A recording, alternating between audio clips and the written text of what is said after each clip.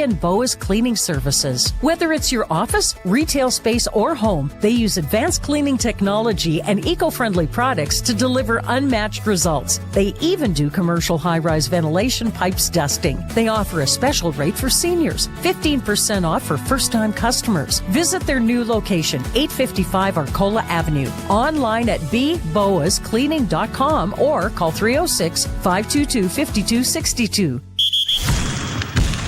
Broadcasting from Century Studios in downtown Regina, Harvard Media presents the all-new Sportscage, where Saskatchewan comes to talk local sports. Brought to you by Regina Motor Products, proudly serving Saskatchewan for over 70 years. Visit rmpchevrolet.com today.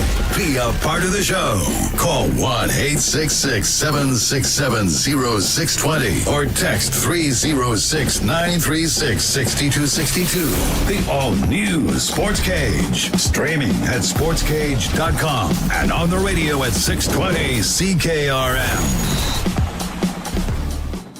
Wednesday, the midweek edition of the Sportscage. Barney Shinkaruk with you for the next 3 hours. Ryan Pollock going to be co-hosting today. CNC also here. It is for Regina Motor Products. They got no-charge battery inspections right now, plus instant savings. You can visit RMP today. Maybe ask for Terry the Tire. Those commercials are catchy. 3 hours, what we got. Kian Schaeffer-Baker, we teed it up on our socials. He's going to be in studio. Where we are going to talk about the Winter Classic going on in Saskatoon this Saturday, plus a whole lot more when it comes to football. Really curious to get his take on the NFL loop and now the Super Bowl combatants. Also, we got Eric Francis in hour 2 talking NHL hockey, our clutch performer. Steve Turner from Curling Saskatchewan going to join us and tell us how everything wrapped up in Kindersley. They had the dual event this year. Was that a success? Will fill us in on the numbers and all of that. And then in hour 3, Dante DeCaria as the Regina Pats get set to take on the Prince Albert Raiders this evening, 7 o'clock right here on 620 CKRM. RP, back for another shift in the cage. Only 33 degrees in here today. Good day to wear a hoodie. Yeah, good costume change for me. Normally, I like to come in here and say I'm happy to be here riding shotgun, but with KSB in the studio, I'm probably stuck in the back seat with my knees up around my ears in the back of the old 86 Corolla or something like that. So good to be back on here, though, Barney. Let's get right into it. Joining us in studio from your Saskatchewan Roughriders, Kian Schaeffer-Baker. We're gonna start talking hockey first, which I know is really weird. It's Saturday at the Belcher, 1 p.m. Now you're coaching Chris Getzlaff's team. Is that correct? That is correct. I'll be making my first official coaching debut.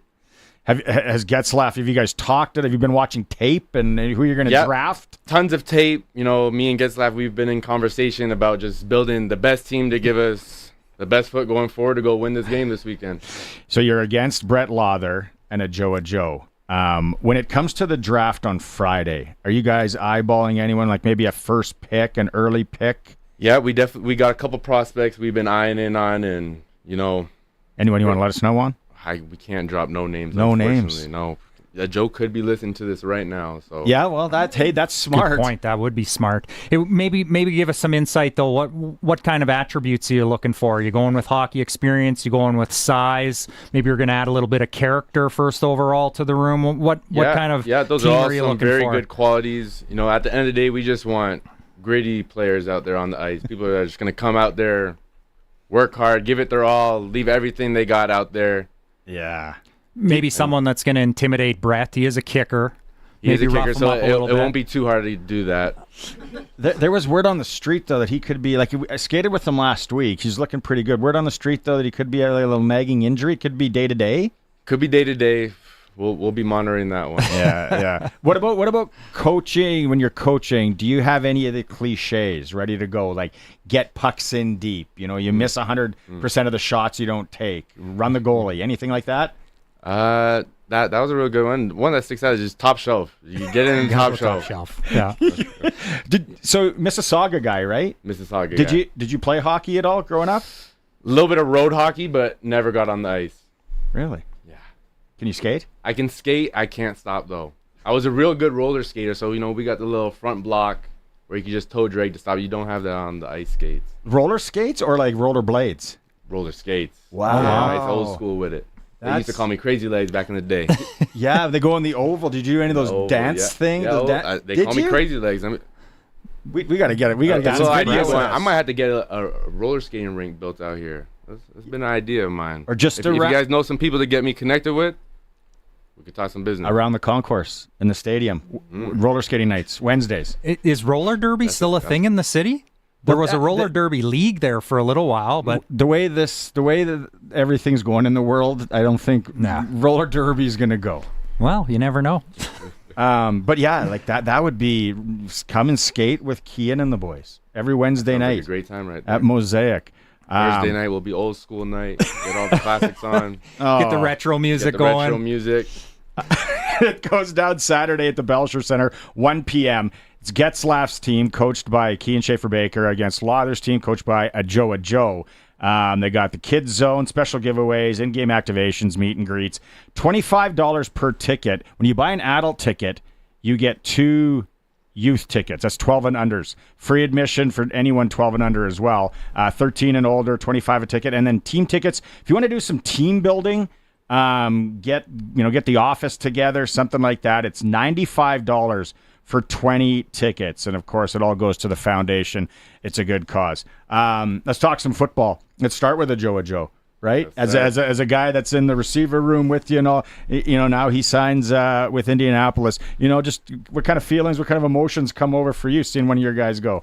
Yeah, it's almost like a big brother moment. Watch my little brother get drafted. Well, not drafted, but signed to the Indianapolis Colts. And it's a phenomenal opportunity that he has coming, and he's so deserving of it. He's one of the hardest workers in the building, and just the talent he has. So once you mesh all that together, there's no stopping that. You had a chance to work out for some NFL teams a couple years ago, right? What's that experience like?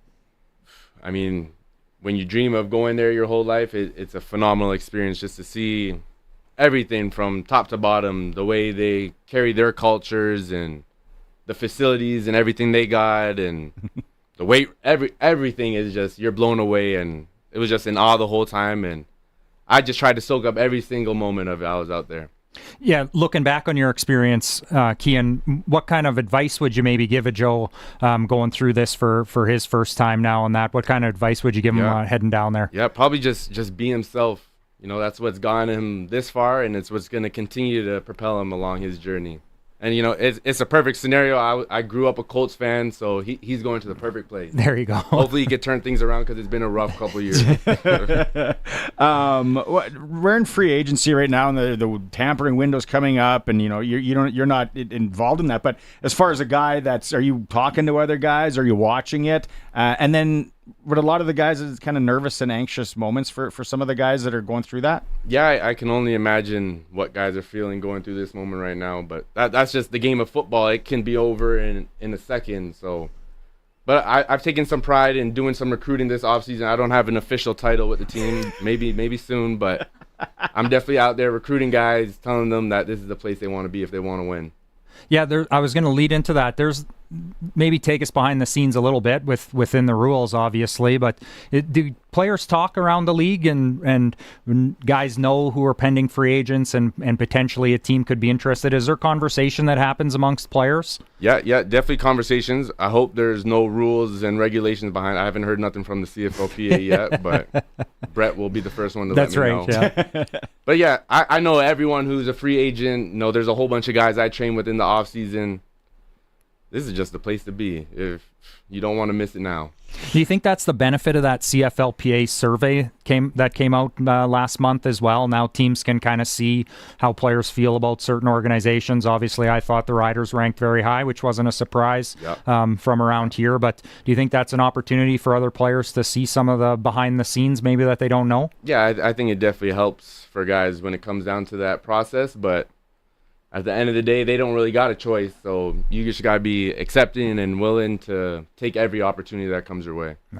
Let's just talk about the receivers that are coming back, that we know that are coming back in that group. Now, we lose a Joe, but obviously everybody's excited, and it starts with, Harris being back, and Mark Mueller, like just the vibe around the offense and you guys, just so much positivity. That, 12 months ago, you didn't really know. There's a lot of unknown.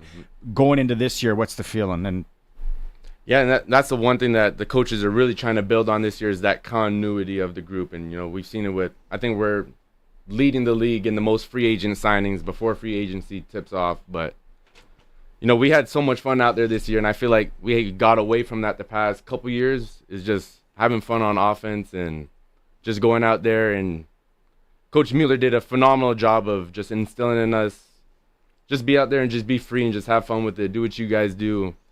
And, he made sure to find our talents and what we're best at and to incorporate that into his system.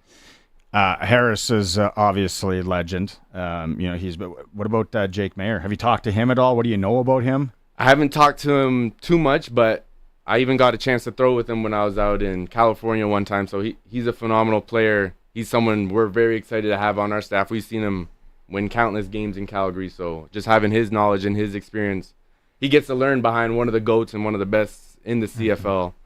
So we're excited for what's coming. You guys must have a level of comfort going into a second season here as well with both Coach Mace, a full off season and knowing everyone, and obviously now with Mark Mueller. How much further do you think this team and specifically the offense can continue to grow heading into this year?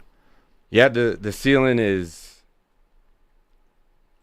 we don't even know what we're in for. It's just gonna be amazing to pick up where we left off. And I know it's still a bitter and sour taste in everyone's mouth, but I think we almost needed to experience something like that in order to get to the level where we're trying to go. You got to take the losses and not even look at them as that, but more so just take the lessons from it and grow and just achieve greatness from that. If you're going to, let's say you were talking to a guy or whatever, and you were going to explain Coach Mace, how would you explain him? The best coach, best human being, just greatest man out there. He's a role model. He's someone I look up to in the football room and also just being a man in life. He's taught me so many things, and he encourages me every single day just to be the best version of myself. Does he seem like one of the guys, or does he still seem like there's that? No, he's still the coach. He's definitely one of the guys, but at the same time, we still got the tremendous amount of respect for him that a head coach has. But he's one of the boys. Same question on Mark Mueller, right? He seems like obviously a student of the game. He's been around it his whole life.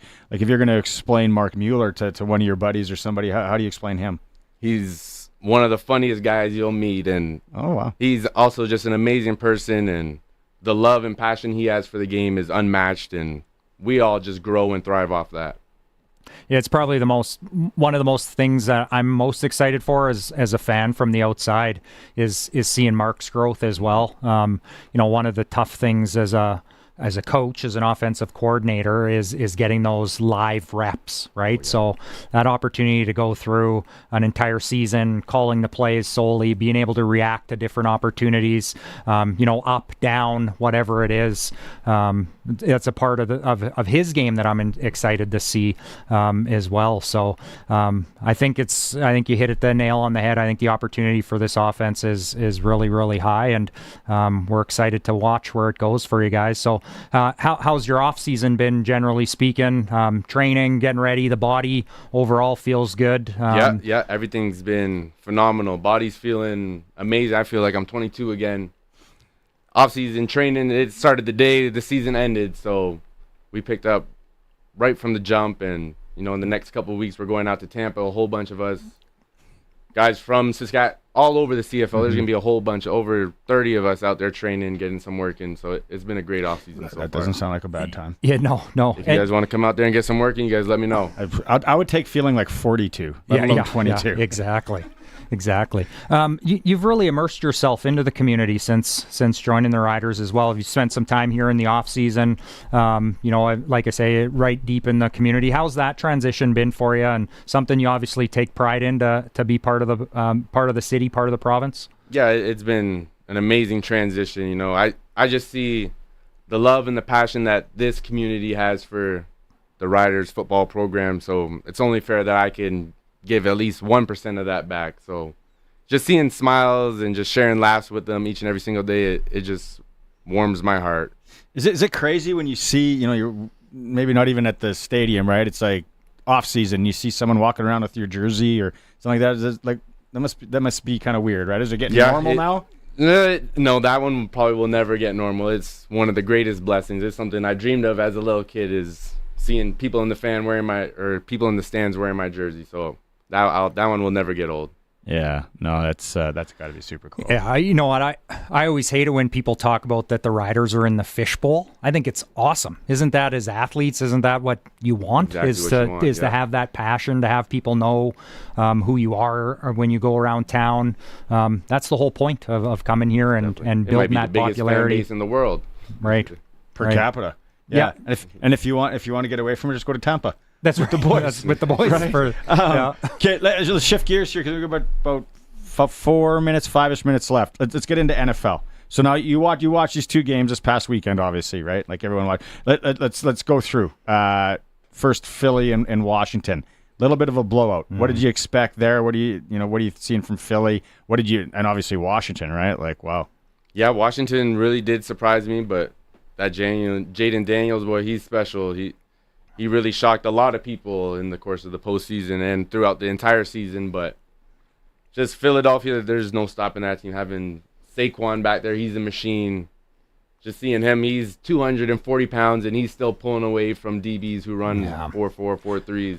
What as a player, I forget what week it was. It was like mid-season where he does the backwards jump over the guy. As hurdle. A player, like what's going through your mind there? Anyone trying that at practice for you guys? I don't know. Definitely not at practice. That's just something in game that happens naturally, but you got to be real brave to try a backwards hurdle. Because probably you're of the age, the younger guy. It was when Beckham, the one-hander, and when you're probably a youngster. Now you and the guys are all catching with one hand, right? Yeah. No, most. I hope people aren't trying to do backwards hurdles, 'cause I don't think that one's gonna end well. Kansas City and Buffalo. Did you pick a side there? Were you rooting for somebody on that one? I definitely wanted to see something a little different, but at the same time, I love watching greatness. I just love appreciating greatness, and seeing what the Kansas City Chiefs are doing hasn't ever been seen before. So yeah, what a game. An incredible game, back and forth. Just when you thought maybe the Bills were down and out, they come right back and respond and then look like they're in control of the game. And, there was lots of talk all season about, is it Josh Allen's time? Is it Lamar Jackson's time? Or are they the arguably best quarterback? And then Patrick Mahomes just went, just hold on a second. Just hold on a second. Yeah. I'm still the guy. So I'm with you. I won't be as politically correct. I was hoping Kansas City lost. I've seen enough of them. But man, they are an incredible might have team. Another 3 more years of them. So. Absolutely. What was your take on that fourth down? Do you think that was over the line? The late one, like where the QB sneak. The QB sneak. Do you call something different there?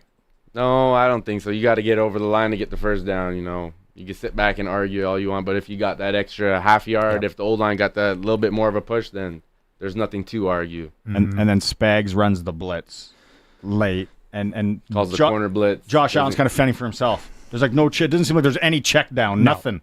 No. Still manages to get a pretty good ball off, but yeah. Hey, receiver Kincaid arguably should have been caught. Hit him in both hands. Yeah, it was a tough postseason for tight ends, I'd say. Yeah, with the Baltimore one, Andrews. Yeah, Andrews. Yeah, it's tough. What you're gonna sit down and watch the Super Bowl? Obviously, are you picking a side there?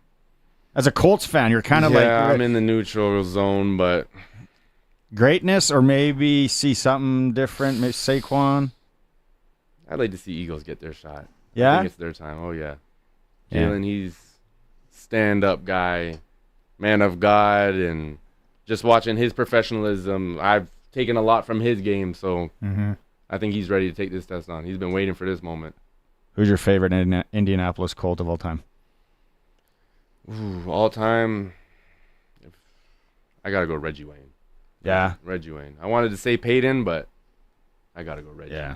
Yeah, they may say Kent and Keith, former Saskatchewan Roughrider. Pleasure having you in. Have so much fun. You're heading up tomorrow night to Saskatoon? Yes, sir.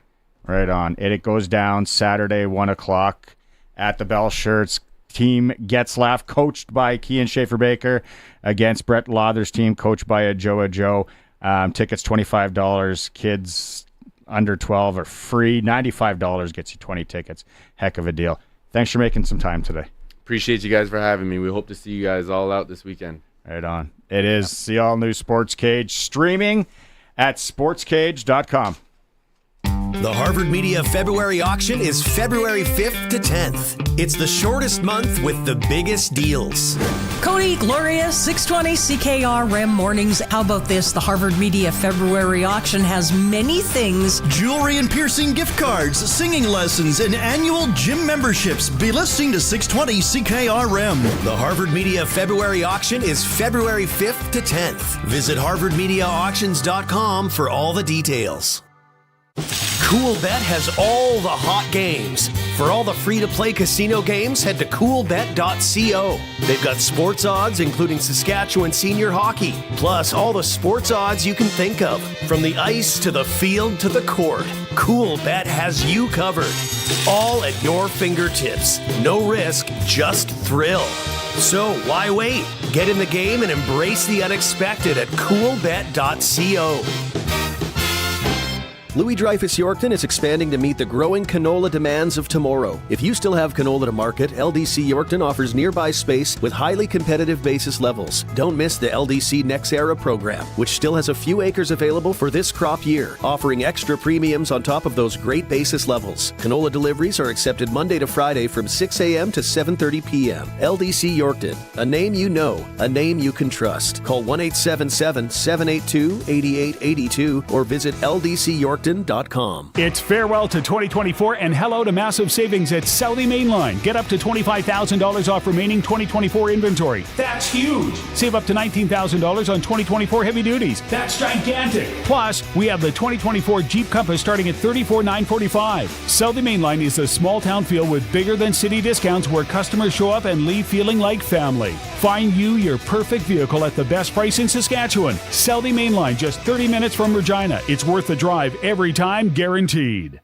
The all-new Sports Cage is live streaming from our Century Studios in downtown Regina. Watch now at sportscage.com. Be part of the show by texting 306-936-6262. 620 CKRM. Welcome back to the Wednesday edition of the Sports Cage. It is for Regina Motor Products. Barney Shinkaruk, Ryan Pollock here, Colson and Curtis. That was a fun interview. Really good. Yeah, he's a great dude. Really good guy. Can't stop when he skates, but can roller skate. Doesn't strike me as the roller skater. No, I wouldn't have checked that box coming in for sure. No, something else. Skateboarder, even. Yeah, roller skater. But that's it was a lot of fun, and it's going to be. Have you ever? How many years is this? You've never been to the Winter Classic since they put it on? No, I think this is year 3 of it. Yeah, great fundraiser. Yeah, they just announced that Luke Gazdick is coming into play. That'd probably be someone you might want to take first round. Yeah, and when he's on the show on Hockey Night in Canada and that's and on the Oilers panel, he looks like he's a guy that could still get around a little bit too. You know, like he hasn't gotten plump. No, still in good shape. I'm trying to think if I know of anyone else that's in the draft, because I think the draft is Friday night. Right. They pick the teams, and then there's some bragging rights. Oh, for sure there is. Because it's a bunch of athletes and competitors, and you just don't shut it off. Exactly. It's like we say, the body changes, but the mind still thinks it can do what it used to. So, it'll be an interesting time. I know it's been a ton of fun. Obviously talking to some of the guys in the organization that have helped out and been around it, and knowing Brett and talking to him about it, it's a ton of fun for those guys, and a great experience for fans to go and see these guys in kind of a different atmosphere and see just what kind of athletes they are too. Because a guy like Getzlaff, I've played rec hockey with, and that he's he's a player. He can get around the ice as well. So Lawther's good. Yeah, a heck of a shot. Mm-hmm. And he's got young legs, so yeah, he can move out there. It's a lot of fun. I'll tell you that when I was with the team in 2013, after we won the Grey Cup, we did a little Grey Cup hockey tour. Oh yeah, and I played with the team in Estevan and Weyburn. And being around these guys all the time, you kind of get used to size, big athletes, right? We're warming up, and Brendan Labatt and I are standing side by side. I've never felt so small in my hockey equipment as I did in that moment. I'm a 6-foot guy, played college, played a little bit beyond that. He's 6'5", 305 athlete standing beside me on his skates. Massive moving man. Well, it's like Noah Zare, who we had on a couple weeks ago, whatever. Yeah. He's going to play. What was his stat line, Colson? Like he's 270? Something like that. Hold on. Yeah, and he, like, obviously he played in Langenberg. Yeah. Growing up, he said he wasn't the most, nimble or whatever, but he's a big body. So he's going to be out there on Saturday.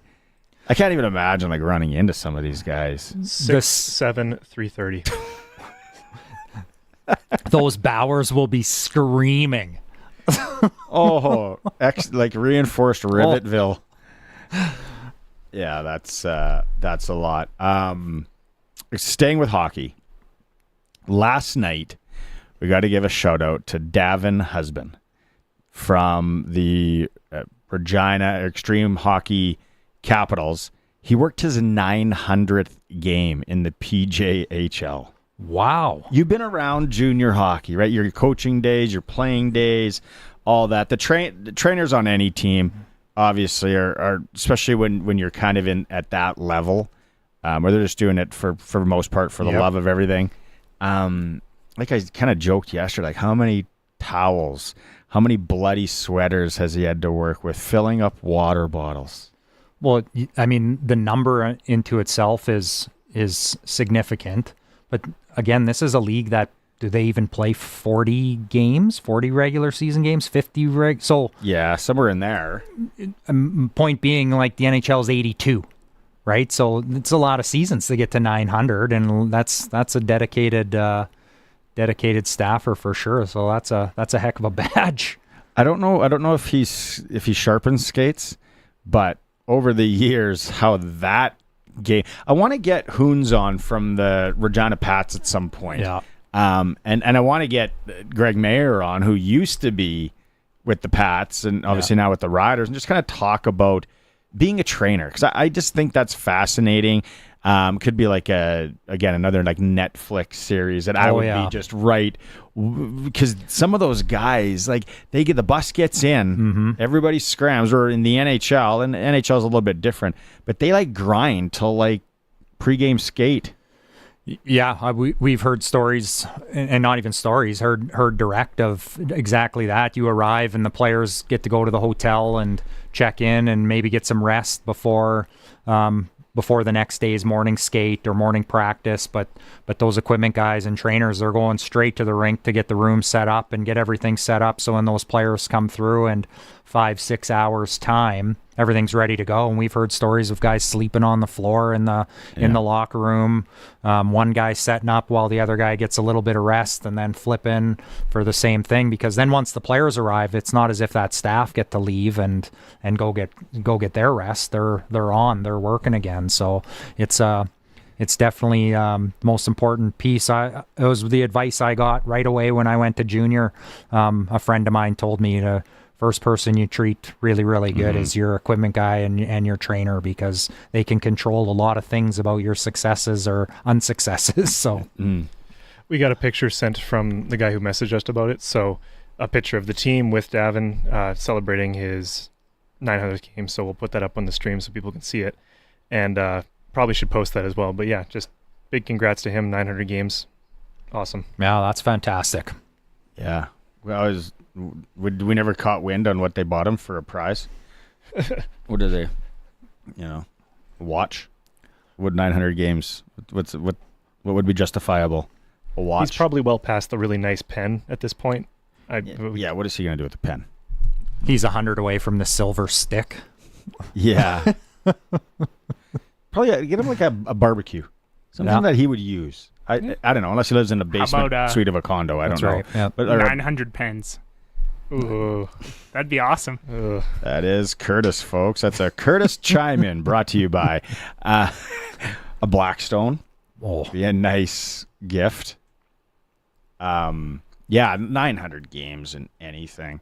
And then the Capitals ended up winning 7-3 over the Regina Silver Foxes. Shout out Tyson Kistner, 2 goals. Kian Knoll had 3 helpers. Drew, don't call me Matthew Perry. No, Perryma. 43 saves. 43 saves in a 7-3 win. Good job. AAA midget tonight. Everything's up north. PA's in the Battlefords, Notre Dame's in Warman. Pat Canadians and Moose Jaw, they're tied. Yeah, she tightened right up again. What a league this year. Yeah. I was at the Pat Canadians game 2 nights ago. That was a tough one for Notre Dame. A very tough one for Notre Dame. They played with a ton of jam for about the first 3 minutes, and then it...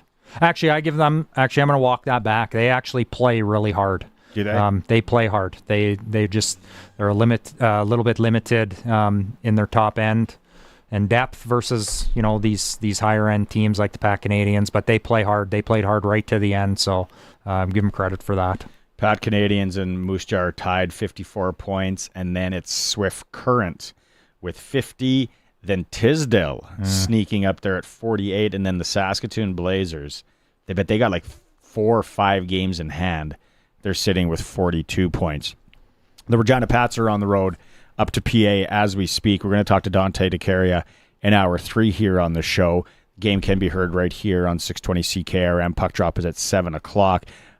We had Brad Haroff on last week, and again, you would know that they're young. Oh yeah, and he joked with us. It's like we're kind of a glorified AAA midget team, and we're going up against the Lethbridge, Medicine Hats, and they actually had some decent showing. Medicine Hat they were off, but Lethbridge they gave a game. They were tied, I think, at the 20 mark, at the 40 mark, and then they knock off Prince Albert here the other day, which they're going to PA tonight, but. That PA team's scrapping for positioning. Yeah, they're still in the fight for sure there. And, you and I both know Brad, and what we know about Brad is that he's going to have those guys playing hard, and they're going to be tough, and they're going to work.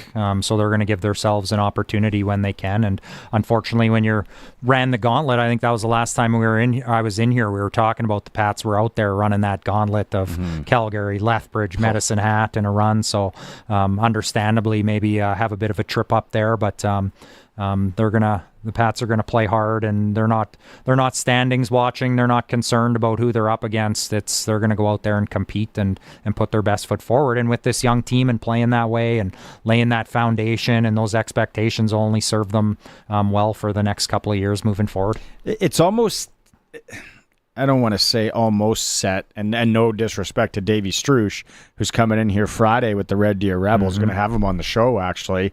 Always nice to catch up with Strusher. His Red Deer Rebels, as it stands right now, they're 11 points back of Brandon, who's in 8th. So you kind of have the teams that are going to be going to the postseason. It's more of a jockeying for position, with Brandon sitting in 8th. Again, Brandon's a team that they did some trades. Roger McQueen hasn't played all year. He's been injured, and they're being cautious on that. It doesn't sound like he's going to come back, so they're fighting and clawing. Swift Current been giving the Broncos a lot of love.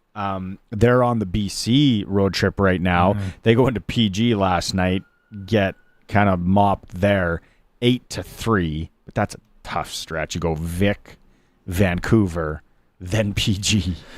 Yeah, at that level, that's a tough stretch any year. Against anyone. And then when you start running into some of these teams that are really loaded up, it makes it even more difficult. And the Western League's been such an interesting year. It'd be interesting to ask Dave and get his opinion there, but it feels like Red Deer was almost on the outside of an arms race, that they weren't ready or in the position to kind of join.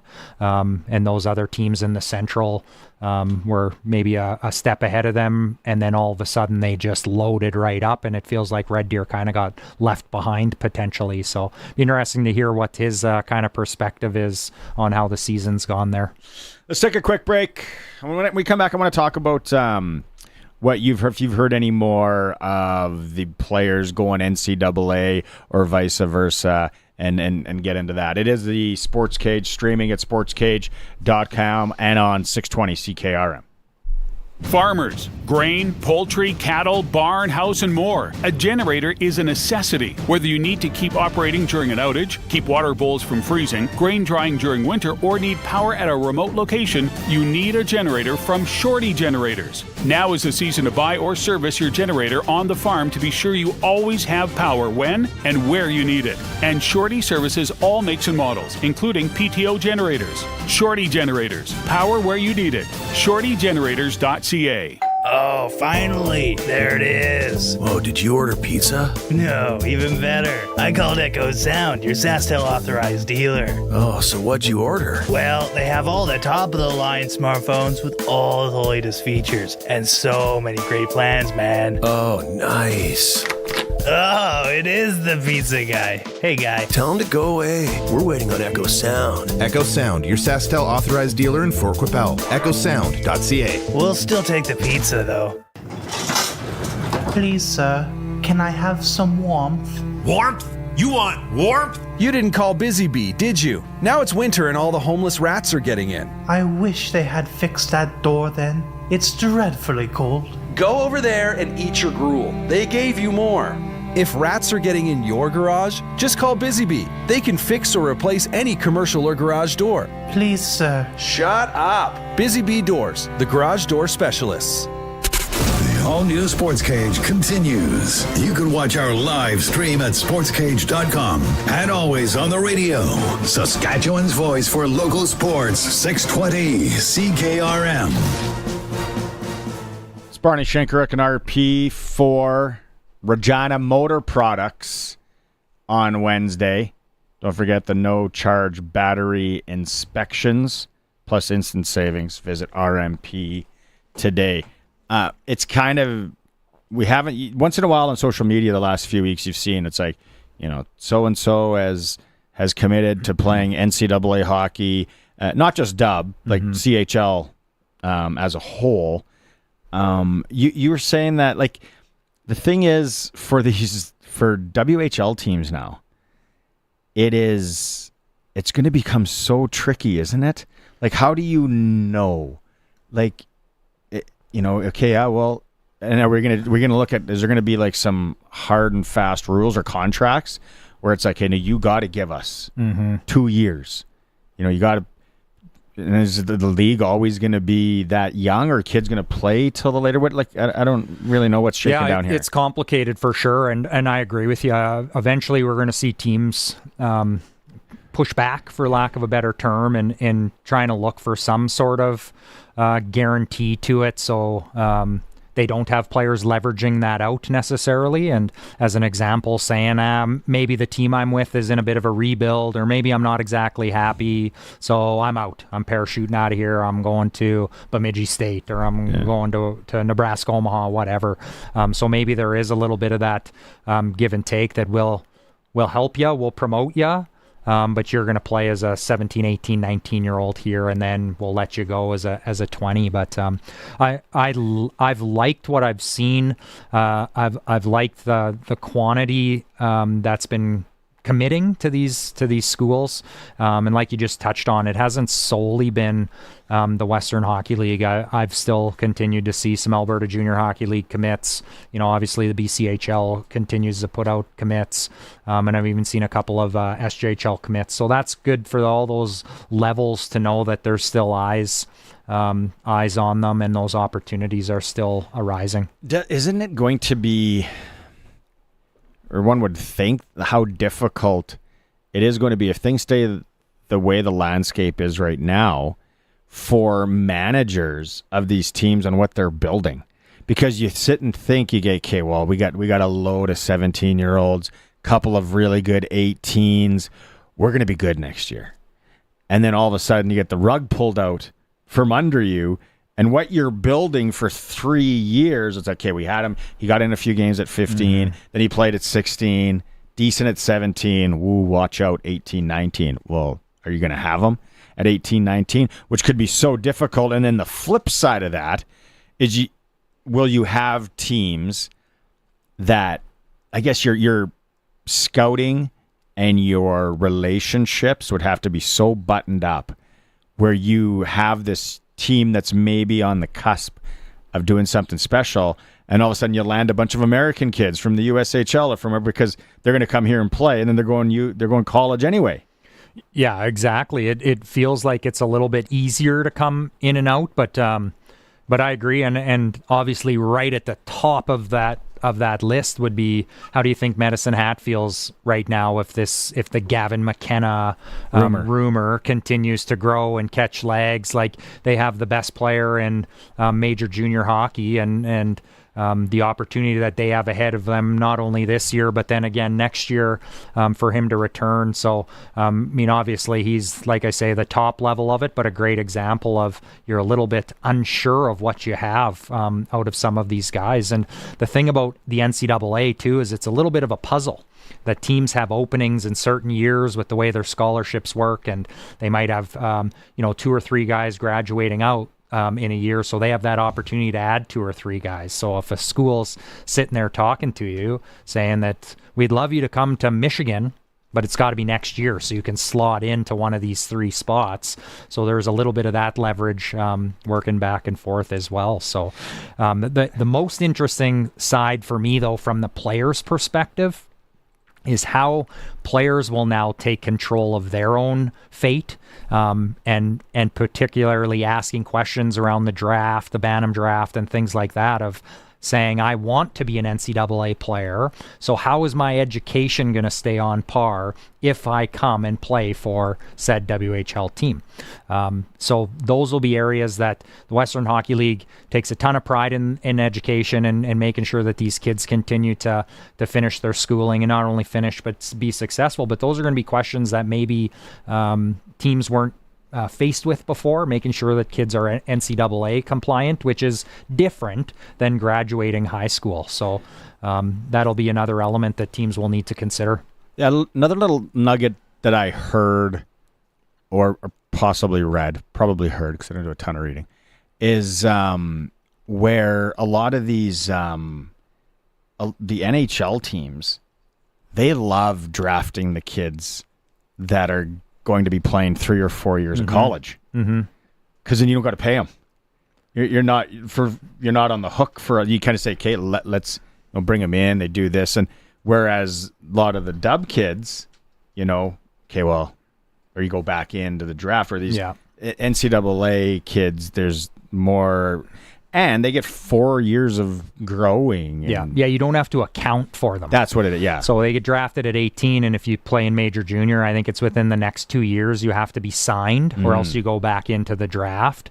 Whereas if you're in NCAA, as you mentioned, they don't need to be accounted for until they come out of school. So they are developing essentially on, call it someone else's dime. They continue to develop, get stronger, continue to grow their game, and then they graduate out or choose to come out of the NCAA. And then that NHL team is looking at a 22, 23-year-old developed player versus a 19 or 20-year-old. And especially in those kind of mid to late rounds, those NHL teams love taking those guys because, as I say, someone else is essentially developing them and could turn into be a heck of a player.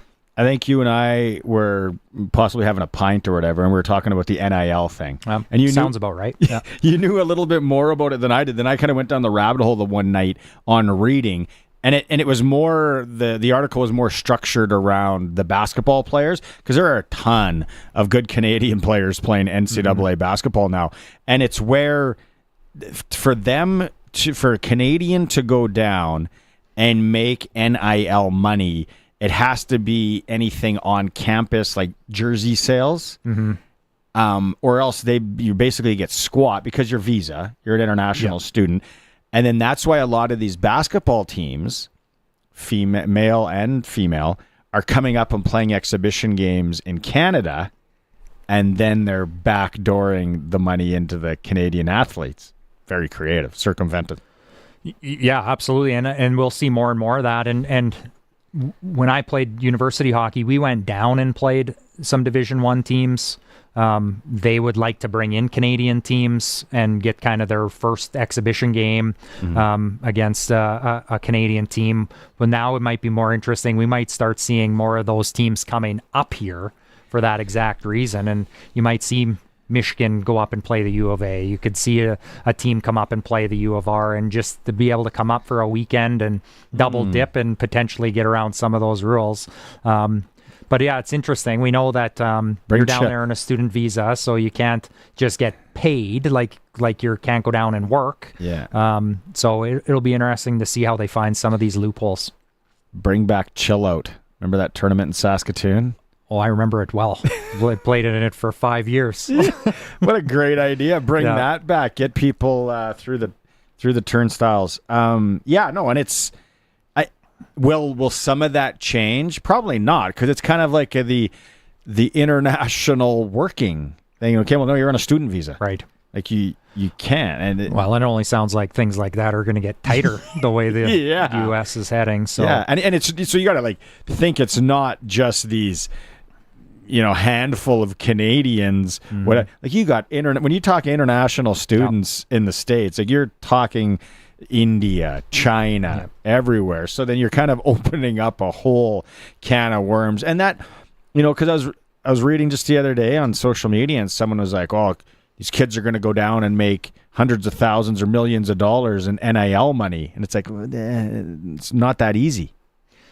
Yeah, I think people need to pump the brakes on it. I think we see the social media posts, which I haven't seen anything solid, but there was the rumor flying around about Michael Misa, the Eastern Ontario Hockey League player that was offered $1 million to play for Boston College next year. Like, number one, is that even true? Number two, there's not a lineup for these players to pay $1 million to, and they're going to use that, if there's any legs to it, as an attraction thing and saying, "Hey, come," so we can get more kids. But you're right, it isn't going to be across the board. Is there an opportunity to supplement? Yeah, probably.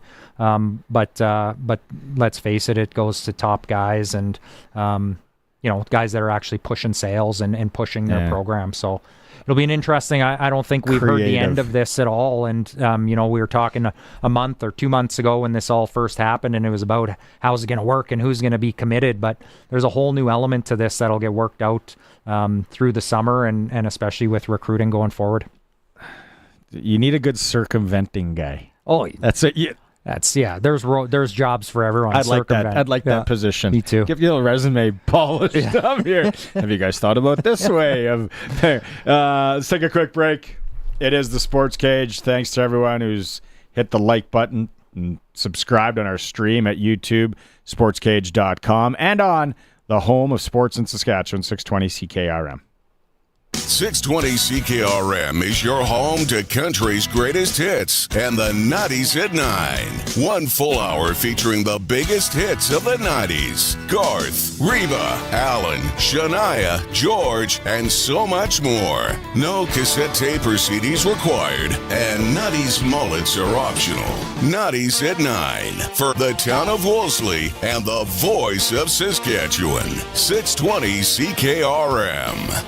Regina's Greek community invites you to an Evening in Greece 2025 gala on Saturday, March 8th at Delta Regina. Cocktails and reception are at 5:30. Then enjoy authentic Greek cuisine with live entertainment and dance to follow. You could even win a dream vacation for 2 to Greece. That's an Evening in Greece 2025 gala Saturday, March 8th at Delta Regina. Get your tickets by calling 306-536-4299, email eigYQR@gmail.com, or check them out on Facebook. In support of the Hospitals of Regina Foundation.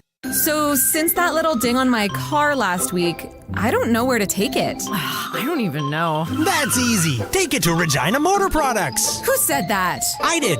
Down here. I'm Terry the Tire. Regina Motor Products Chevrolet Collision Center and SGI accredited auto body repair is a full-service collision and body shop that works on all makes and models. Just submit your claim to SGI and set an appointment to get your appraisal done. Easy. I bet you're tired after saying all that. South at Highway 1 and 6, Albert Street. RMPChevrolet.com. Nobody knows the equipment market like Ritchie Brothers. If you're selling heavy equipment and trucks, Ritchie Brothers will get you the most buyers, industry expertise, and the widest selection of custom selling solutions. Sell equipment your way from your yard or a Ritchie Brothers facility. Ritchie Brothers will drive demand for your assets like no one else can. Contact your local territory manager today to get started. Visit rbauction.com to learn more about selling with Ritchie Brothers. Welcome back to the all-new Sports Cage. Connect with the show. Call 1-866-767-0620 or text 306-936-6262. Kian Schaeffer-Baker started the show. We'll have all that in podcast form. We'll also run it again in hour 3 if you missed that. Ryan Pollock's with me today. Rider signings this week. Grey Cup and Super Bowl winning defensive lineman Shane Ray, 6'3", 255, would have a relationship with Mace. I like that one. Yeah, really good. Very athletic defensive lineman. Was really good with the Argos when he was over there. So yeah, I really like this addition. How do you think that goes down? Does he just pick up does his agent? Does he go, hey, I liked Mace. I like what they're doing over there. Maybe go and check out what Saskatchewan's doing. Yeah, there could be some of that. I'm sure Coach Mace was doing the same on his end with a guy that he likes but there is definitely a comfort level there, understanding calls, understanding schemes, understanding languages. So I think that's a good place to start for them, and then obviously the money has to line up as well, as always. But I really like it. I think it's a great ad. I know that they're a team interested in looking to add some more to their defensive line, so that's a great starting point. Interested on watch this guy in training camp, Trent Penix, 6'2", 235 as a running back. Played some tight end in college. Yeah, could provide some versatility. We've seen guys come up that are listed as a position from their NFL days and can kind of work in kind of two different spots, the way the CFL works. So, big body athlete. Will be interesting to see how he comes up here and moves around and see if they can find a spot for him. You have to go low. You got to go low on him. And then it's like this free agent time that we're in a window. You've got to think a lot of these teams, although they haven't been announced, there's a lot of guys that are pretty much signed. Yeah, there's guys on every team, I could guarantee it right now, that have already agreed or have signed and they just haven't been announced yet. Teams like to withhold the contracts for a couple of days or what have you. Not for anything malicious, but from two-sided to time out announcements. So things are being announced out to the public and through media on that, so they can capitalize on that, the PR side of it. But then also there's a belief that maybe if we have a high-end free agent signed, maybe some other teams are wondering if he'll make it to free agency, maybe wasting some man hours and some film study, maybe crunching some numbers to see if they can throw a pitch to him, and then all of a sudden, kind of in the last day, it gets announced that he's been signed, and then a team's got to switch directions. So. I wasted all this time on him and watching him, and every inch can make a difference. So if you know what's happening and it helps you focus on a position that maybe a rival can't get the jump on now, then it's all worth it. I can't figure out what they're doing in Winnipeg. Yeah, I mean, I don't know either. They've always found a way to kind of, over the last 5 years, they've found a way to rejuggle and shuffle the deck. But in saying that, they've done a really good job of lots of continuity. Their core has been their core. So to see Wolatorsky go out, to see Big Hill go out, Father Time is undefeated, right? But yeah, it's interesting to see two big names move out of there. So I know that they were really happy with their middle linebacker, that came in after Biggie. He's probably a little bit more contract friendly as well, which is part of the resolution you need to look at. But yeah, it'll be interesting to see how they move forward. Let's pick up in hour two. I want to get your thoughts on maybe some of the free agents out there, if the Riders should go at any. We're up against news here when we come back. After news, Eric Francis, NHL insider. Interesting story from last night at the Flames game regarding somebody from Regina. It is the Sports Cage. We are streaming at sportscage.com and on the home of the Saskatchewan Roughriders, 620 CKRM. Country's greatest hits live right here. 620 CKRM, a Harvard media station. It's 4 o'clock. Good afternoon. It's mostly cloudy and it's -1 in Regina. I'm Corey Atkinson from the Harvard Media News Center with 620 CKRM News. The Regina Prosperity Matrix reported a strong retail and housing index for the fourth quarter of 2024, highlighting vibrant consumer activity and high housing demand in the greater Regina area. Employment and household affordability scored moderately, while manufacturing lagged with weak sales. The overall RPM score of 55 signals a stable economy with manageable risks. EDR President Chris Lane emphasized that despite challenges like potential U.S. tariffs, Regina's fundamentals remain strong, positioning the city to handle future economic uncertainties. Frost Regina kicks off tomorrow with a ceremony at Victoria Park starting at 6 p.m. Events include ice skating, live ice carving, and free hot chocolate. The festival runs until Sunday, offering activities in the downtown area, Warehouse District, and Wascana Center. Highlights include snowboarding competitions, brewery tours, and family-friendly games. A fireworks display and an after-party are planned for Saturday. All events are free to attend thanks to support from sponsors. Additional details can be found on the Frost Regina website. U.S. President Donald Trump's threat to hit Canada with steep tariffs as early as Saturday could be met with a quick response by Canada. International trade lawyers say Canada could decide to retaliate within a day or two. Denton's trade lawyer Paul Lalonde says it's still not clear just how Trump would go about the tariffs, whether they might hit immediately or take a long time to put in place. It is quite astounding. We are in uncharted territory in terms of the Canada-U.S. relationship. I've been at this 30 years. I've never seen a dynamic like the one we have right now. There aren't a lot of precedents for what's going on at the moment. Typically, Canada takes about a month to consult on new tariffs, but Ottawa ordered a return volley almost immediately if it felt it needed to. Many of the 300,000 Ukrainians who fled to Canada are worried as their emergency visas are about to expire. The Ukrainians arrived in Canada in 2022 amid Russia's invasion of their country. Ukrainian-Canadian Congress Executive Director Ihor Mikolishin says he's asked the immigration minister to automatically renew the visas for another 3 years. The minister has said he wouldn't force Ukrainians back into a war zone, but wasn't ready to grant permanent residency to all 300,000. That's your 620 CKRM News. Read more stories from around your community and around the province at sasktoday.ca and 620ckrm.com. Your weather is next. A few years ago I was doing okay, but the rising cost of living has made my credit card bills go through the roof, and I don't know how to handle it anymore. Times are tough right now. The cost of living is causing many to fall into debt through no fault of their own. It's easy to feel overwhelmed and stressed, but there are options that can help you get back on your feet. My name is Jasmine Brown, and I'm a licensed insolvency trustee. I can help you find a solution to become debt-free right here in Regina. Visit bdodebt.ca to learn more. Croft Electric. You've probably heard of us because we've been around for over 27 years. We do commercial and residential work? Yes. We do permanent holiday lighting? Yes. We do cabins? Yes. And farms? Yes and yes. We're an authorized Generac generator dealer. We are a full-service electrical company with the experience and the people to service all of your electrical needs. We are Croft Electric. We will be here when you need us. Do it right, do it once. Follow us on all social and call 306-586-1333 to book. And now it's time for your 620 CKRM Precision Weather Forecast for Linex Regina. Sirius Protection, killer looks, 1865 McCarra Street. Tonight will be mostly cloudy with a low of -12. Tomorrow, partly sunny and a high of -5. On Friday, cloudy with a risk of snow late and a high of -12. And on Saturday, snow likely and windy and a high of -5.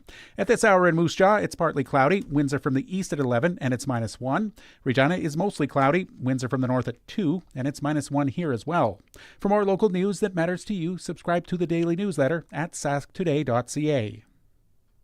When you want the best for your truck, you want Line-X. Your truck has withstood the harshest elements Saskatchewan has thrown at it. Rocks, gravel, rain, sleet, and snow, and left with no chips, no rust. Line-X protective coating keeps your truck's bed liners, rocker panels, and bumpers looking like brand new. Don't settle for Brand X. Go with Line-X. It's serious protection. Come see why everybody loves taking their truck to Line-X Regina for their rocker panels, bumpers, and more. Line-X. Make your truck complete. 1865 McCarra Street.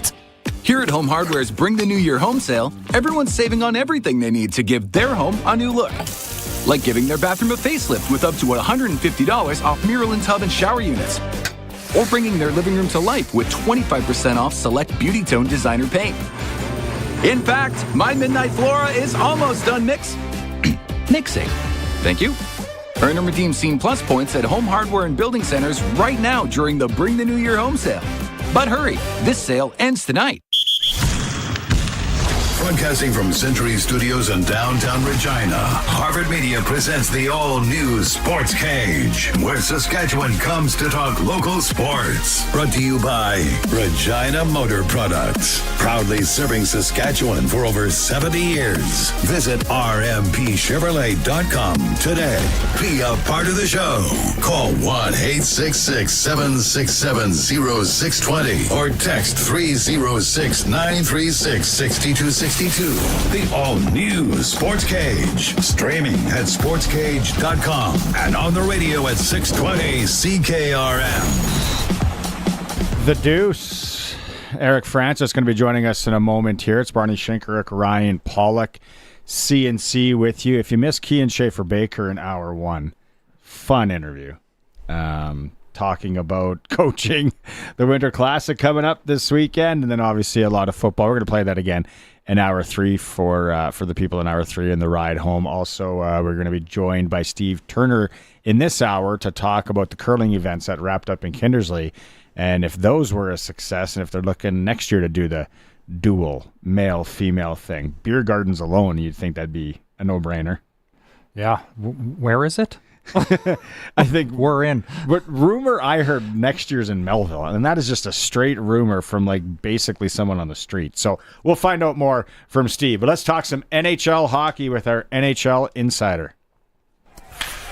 Time now for Inside the NHL with Eric Francis on the all-new Sports Cage. Inside the NHL is brought to you by Southie Mainline, the Mainline Automotive Group's newest king of trucks. Southie Mainline, just 30 minutes north of Regina. Worth the drive every time. Guaranteed. It is for the new king of trucks, worth the drive every time. Don't forget, up to $25,000 off remaining 2024 inventory and $19,000 off 2024 heavy duties at Southie Mainline Chrysler in Southie. Eric, let's start with last night and a hilarious text message that you send me about somebody from Regina comes up to you while you're doing your hit on Sportsnet. Yeah, like for anyone who ever comes down to the Dome, and I invite you to do the same thing as this guy Kevin did. We're set up on the concourse for our intermission hits for the Flames games, and so there is quite a lot of interaction with fans. Hopefully not during our live hits, but all night long. I see all sorts of friends and neighbors and acquaintances. Anyway, this guy comes up. He wants to shake my hand. He says, "Eric, my name's Kevin. I live in Regina. And I promised myself if I came to Calgary and I ran into you, I was going to come up to you and say that those hits that you guys do on the Sports Cage twice a week are the best thing on radio in Regina." So, I'm sure he's being, over the top kind, but it was really nice of him to say. But it was so funny because he had come up to me. I swear to God, it was like 30 seconds before you had texted me about Corey Sarich and some other stuff we were laughing about. But anyway, yeah, small world. And anybody in Saskatchewan who's coming to a Flames game, come find me on the concourse and say hi on behalf of the Sports Cage listeners. I love it. Yeah, there you go. Small world. Hey? He promised himself, so we couldn't pass it up. Big Kev from Regina. I watched that game front to back last night, and it's funny. We talk about Uyghur maybe getting a shot to play on Canada's team in the Four Nations face-off, and then he throws an absolute pizza away early on in that game. I was like, oh no. I noticed that.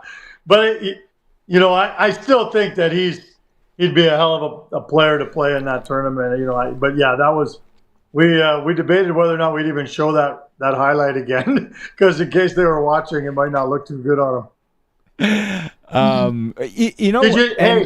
Stayed till the end of the game. You saw the antics, did you not? And maybe online you've seen them since between Wilson and Rasmus Anderson. Damn, that was a lot of fun. Hockey is so devoid of emotion and animation that this was just, for those who missed it, in the final 5 minutes of the game last night, Rasmus Anderson decided he's going to make fun of Tom Wilson for faking an injury. It was absolutely hilarious. Tom Wilson, him go into this glass box, the penalty box, and like 2 mimes, you could read everything that they were saying without hearing a word. And Wilson was making fun of how big Anderson's head is, pulled his helmet off at one point and stretched the ear flaps open even a lot wider, and then kind of perched it on top of his head and sat there like he couldn't fit it on. Oh man, that is what hockey is missing: personalities, vitriol, and at the end of the game, all the players on both rooms were just talked openly about how much they were laughing and thought it was great. It was awesome. The faking of the injury thing that Anderson did, that was so like, it was old school. It was like senior hockey or like junior B, junior A. You'd see those kind of chirps, right, all the time. So it was funny.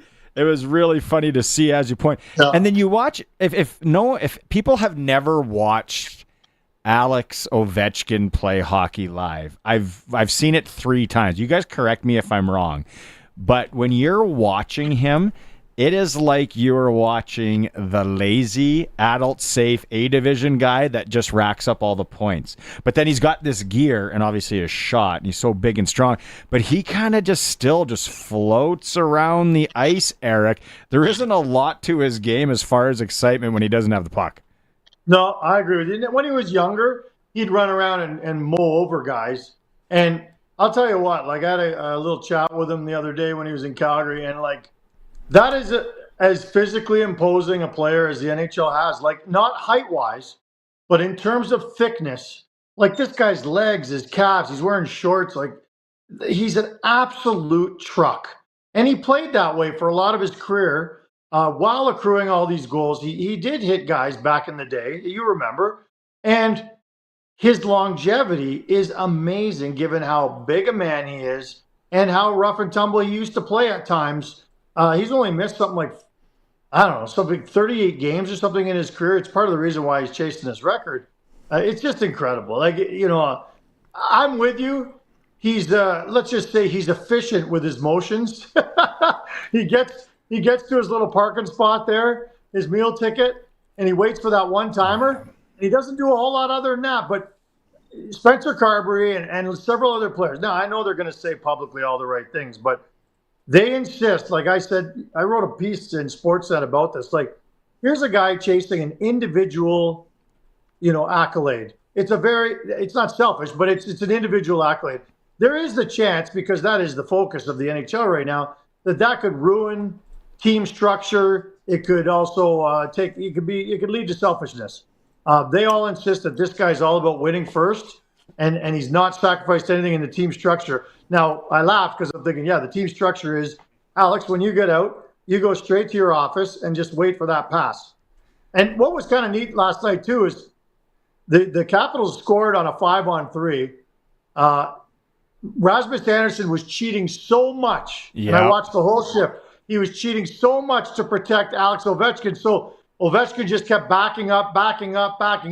Meanwhile, Dylan Strome is right on the goal line, and John Carlson just feeds it right to him, and it's the easiest goal ever scored. And I was pointing at it at the time with Corey going, look at this, he's wide open. And I asked Corey, what do you do? And he goes, like, what do you do? You got Alex Ovechkin as the ultimate decoy, and you got a guy on the door front. Like, you're damned if you do, you're damned if you don't if you're a defenseman. Yeah, pick your poison, right? But just building a little bit more, like you said, Ovi used to run around. He used to hunt guys, and especially in playoffs, he'd be one of those guys that would identify his matchup and obviously smart enough probably going in knowing who he's going to play against, but identify that matchup early in games, early in series, and absolutely mow guys down and be physical on him to let him know that he's the one that's going to be in charge. So. But isn't it funny how, remember the old World Juniors? It was like Canada would, like Phaneuf and those guys would do that to him. And then when he got to the NHL, like he kind of had this little bit of a streak. Oh, for sure. And even with that, like we kind of, make light of his efficiencies right now, but that's probably been part of his maturity in his game too. And early in his career, he was scoring goals, but maybe wasn't as dynamic 200 feet. Whereas now he understands where he can move, when he has to move, and obviously his line mates do a lot of heavy lifting for him while he gets to his version of the office. But it's his career trajectory, if you will, has been phenomenal to watch, and how his game has changed. But a lot of obviously the scoring elements have been there right from day one. Tell you one thing that hasn't changed is his. Let's see. Well, let's just put it this way. Look, the league is at a real interesting time right now. Look, in almost every sport around the world, Russians are being banned for obvious reasons. Here's the league, the most celebrated, record in our game is about to be broken by a Russian. And I think it's quite a quandary for the National Hockey League. And here's where I worry a little bit about that. We're all very well aware of Gordie Howe kind of passing the torch over to Wayne Gretzky, who earned, that record. And, Gordie was there to congratulate him and was on all those games. And now, you're going to have Wayne going to pass the torch over to Ovechkin. I just wonder I worry what Ovechkin's going to do with that title, with that mantle, with, I think, the responsibility to being a great ambassador. Like, in 2 years' time, when his career is over, are we ever going to see Alex Ovechkin again? I'm not sure. So, he came out and did an interview yesterday. He rarely does interviews anymore. But this year, I think they kind of make him, hey, guy, the whole league is watching. You got to do an interview. But he kind of mumbled 4 sentences, and then he was done. He couldn't wait to get out of there. So he's not exactly an ambassador for the game. I'm not trying to rip into him. I'm just saying it's just kind of it's one of the sad things, I think, about this happening, going from Wayne to Ovechkin. It's just not ideal for the league. Yeah, well, interesting perspective, and I think you nail it there for sure. It's a bit of a dilemma there. Absolutely. Hey, switching gears here a little bit, Eric. A big trade happening a couple days ago with Colorado and Rantanen. I'm curious to hear what your thoughts or views are on the interesting situations that different teams are in. Colorado kind of comes to what appeared to be a contract stalemate, if you will, or uncertainty how they would get to Rantanen and feel like they need to add depth. So they unload a top-end popular player. And then kind of on the other side of it, Pittsburgh's been in a half reload, if you will, half rebuild for the last couple of years and seem really hesitant to move on from any of their top guys. Obviously really easy to say and have opinions from the outside, but kind of how do you view handling those two different situations and how difficult it is for a GM to look at a player that's been there a long time, had success, won a cup, and then go, we're going to move on from you in order to give our team the best opportunity to win moving forward.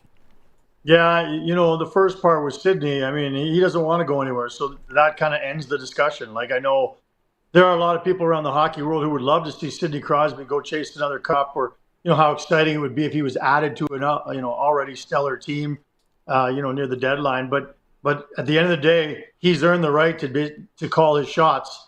And he's saying, I don't want to go anywhere. And that's fine. Like, I totally am okay with that. He will forever be known as, the king of Pittsburgh, him and Mario, and maybe share that mantle with Terry Bradshaw. I don't know where that's at. But, in terms of Rantanen, the NHL really is all about just asset management. If you're a general manager, your job is to ensure that you do the best job possible with your asset management. And watching an asset, no matter how important, how valuable it is right now, walk out the door for nothing can be absolutely devastating and set an organization back for years. We saw it in Calgary with Johnny Gaudreau. Other teams have seen it over the years. Sometimes it's worth it. And if Rantanen were to have stayed in Colorado and helped them win a cup, another cup and then walked, I bet you everyone would say it was worth it. But I think they're looking at, like, we already got one cup with him, and we can't risk it again. And, you know, we talked about it just the other day, Barney and I, like, you know, he played a game of chicken, Rantanen did, with his agent, and that's just what you do. And he didn't realize the clock was ticking and that they needed to come to an agreement much earlier than they did, or they never did come up to an agreement. So they traded him. Like, he was absolutely shocked, and kind of that's on him and his agent for not taking it seriously, right. The fact that they were so far apart from the team. I think it will be hilarious, fascinating, whatever, if he doesn't end the year. If Carolina's forced to move him. Oh, my God. What a nightmare. Wouldn't that be something? Somebody will. Oh, yeah. Yes. Foaming at the mouth. Yeah. Take him. I don't think that's going to happen, but it'll be wild. Okay. We got the video ready, boys. Eric, it was on this day in 1989 that this happened. If you're watching the stream, here it is. The story of the second period, what goes around comes around, Peter McNabb. You have to watch these highlights. This is one of the funniest sequences you're going to see, because fortunately nobody doesn't look too badly hurt. Sullivan gets banged in the nose. The fans giving him a hard time, saying, that's right, kid, it's right there, that's where it is. Sullivan comes back, gets one shorthanded goal. On the same penalty kill, gets another one. Late in the period, watch Patrick Watt. Now watch the puck as it goes around, bonk, it hits something. And now Sullivan comes over. This is the fan, same fan that was giving Sullivan a hard time. And that's his wife laughing with the thumbs up. Come in. Okay, that one was yesterday. We got another one coming. Do you remember that, though? Oh, you know what? It's so funny. As soon as I saw Sullivan, I knew exactly what you were going to show me. That is absolutely one of the greatest, like one of the funniest little turn of events that you've ever seen involving a fan and a player. Yeah. Well, what's the next one? I think the boys they're waiting to get it. The dude's wife there. Do you remember that? Oh, yeah. That's hilarious. Like, what are the odds? Yeah. And even for a player to just even notice a fan kind of beaking them and then to return, that's unbelievable. Oh, and the fact that Sullivan went and scored 2 goals in between, like, the plot just kept thickening. And then it ends with that incredible punctuation mark. Thank you, Patrick Watt. Okay, here that was 2001. Here's the one on this day, from 1989. No, that's not it. Okay, the boys don't have it. It's the one. Anyway, we'll play it in a bit. It is the one where the ref or the guy comes off the glass in Boston, is running, and the linesman comes and smokes him. Do you remember that, Eric? Oh, the fan, he comes onto the ice. He's running down the ice, and the ref comes in. He's coming at Bill McCreary. Yeah, CFB right into the boards. It's interesting we don't see that more, to be honest with you. Well, that's probably why we don't see it more. Yeah. Well, we had a situation here in Calgary. There are a couple incidents over the years, and I was there for both of them, where we had a streaker on the ice. And the best one ever. Do you remember this one? Yeah. The guy with the red socks. He was wearing nothing but red socks. I'm not sure why he went with that, but no gear on, red socks, jumps over the glass, lands, slips, bangs his head, unconscious. Here's the story behind the story. Apparently, when the male species is rendered unconscious, sometimes you lose control of your libido. The trainer, do you know what I'm saying? Oh, yes. The trainer ran onto the ice it was a pretty tiny towel, but he ran onto the ice with a towel and laid it over a tent pole effect. We'll just call it that. This guy went unconscious. I didn't know that part of it. No.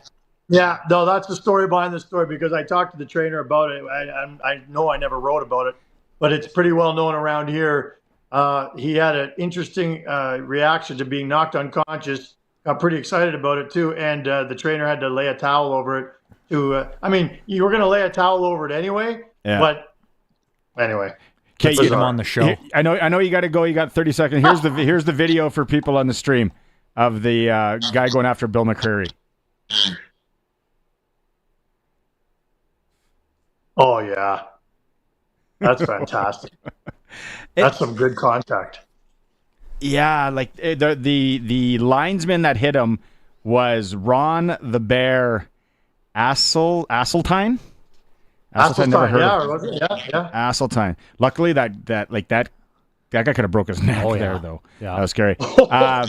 Okay, Eric, I know you got to go. Like I said, thanks so much, and then we'll catch up on Monday. Okay, boys. Yeah, have a great weekend. Thanks. Cheers. Thanks, too. Eric. That is our NHL insider, Eric Francis, for Southie Mainline Chrysler. Farewell to 2024. Hello to massive savings, up to $25,000 off. Remaining 2024 is the new king of trucks. 30 minutes from Regina in Southie, Saskatchewan. Worth the drive every time. Southie Mainline Chrysler. Break time.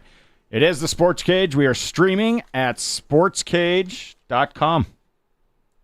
This is Country Gold with Steve Harmon, your home for the country hits of the 80s, 90s, and 2000s. Hello, I'm Steve Harmon, inviting you to join me for Country Gold. Each week we play country favorites from the 80s, 90s, and 2000s, and we check in with the stars who made them, too. This weekend on Country Gold. Country Gold, brought to you by Trent Dickin and his experienced team at Flooring Superstore. Saturday mornings at 6 and Sunday afternoons at 4 on the Voice of Saskatchewan, 620 CKRM. Girl, this place is slay. Everything. I know, right? Where's Becky? Girl, she was talking to this guy who told her about Glasser's TV, your SaskTel authorized dealer. Did she find out about wireless internet? Oh, yeah, and they've got it. Okay, ladies, take it outside. Take a chill pill. We're getting wireless internet. Download. Contact Glasser's TV, your SaskTel authorized dealer in Moosomin today. Meet your new favorite shade of green. At Nick Service, we offer the Fendt 500 Vario Series tractor that's tailor-made for your farm. Get better stability, ease of use, and comfort with one tractor. Whether you're feeding, tilling, baling, or hauling, this series is built for your farm. Experience up to 163 horsepower with this multi-purpose tractor. Visit Nick's Service in Emerald Park or go to nickservice.com to get a quote on the Fendt 500 Vario Series. It's farewell to 2024 and hello to massive savings at Southie Mainline. Get up to $25,000 off remaining 2024 inventory. That's huge. Save up to $19,000 on 2024 heavy duties. That's gigantic. Plus, we have the 2024 Jeep Compass starting at $34,945. Southie Mainline is a small town feel with bigger than city discounts where customers show up and leave feeling like family. Find you your perfect vehicle at the best price in Saskatchewan. Southie Mainline, just 30 minutes from Regina. It's worth the drive every time, guaranteed. The love of the game is in the air at the Brandt Center with the chance to catch your Regina Pats at special events all month long. Experience cultural pride at the George Gordon Development Indigenous Celebration on February 7th. Grab the last of 6 collectible cups at Wednesday giveaway night on the 19th. Get your new Pats hockey cards at First Responders Awareness Night on February 22nd and pink the rink to stand up to bullying to end the month on February 28th. Go, Pats, go! See the full promotional lineup and get your tickets at reginapats.com. Welcome back to the all-new Sports Cage. Get social with us. Follow us on X at Sports Cage. Watch our video stream at sportscage.com and always on the radio at 620 CKRM. Now time for Clutch Performer for Nick Service in Emerald Park, your local Massey Ferguson, Challenger, Rogator, Gleaner, and Fendt dealer. You can visit the fine folks or call them at Nick Service in Emerald Park. Okay, if you're watching the stream, here's a picture of him. And we are going Clutch Performer. We talked about him earlier. Davin Husband, trainer of the Regina Extreme Hockey Capitals.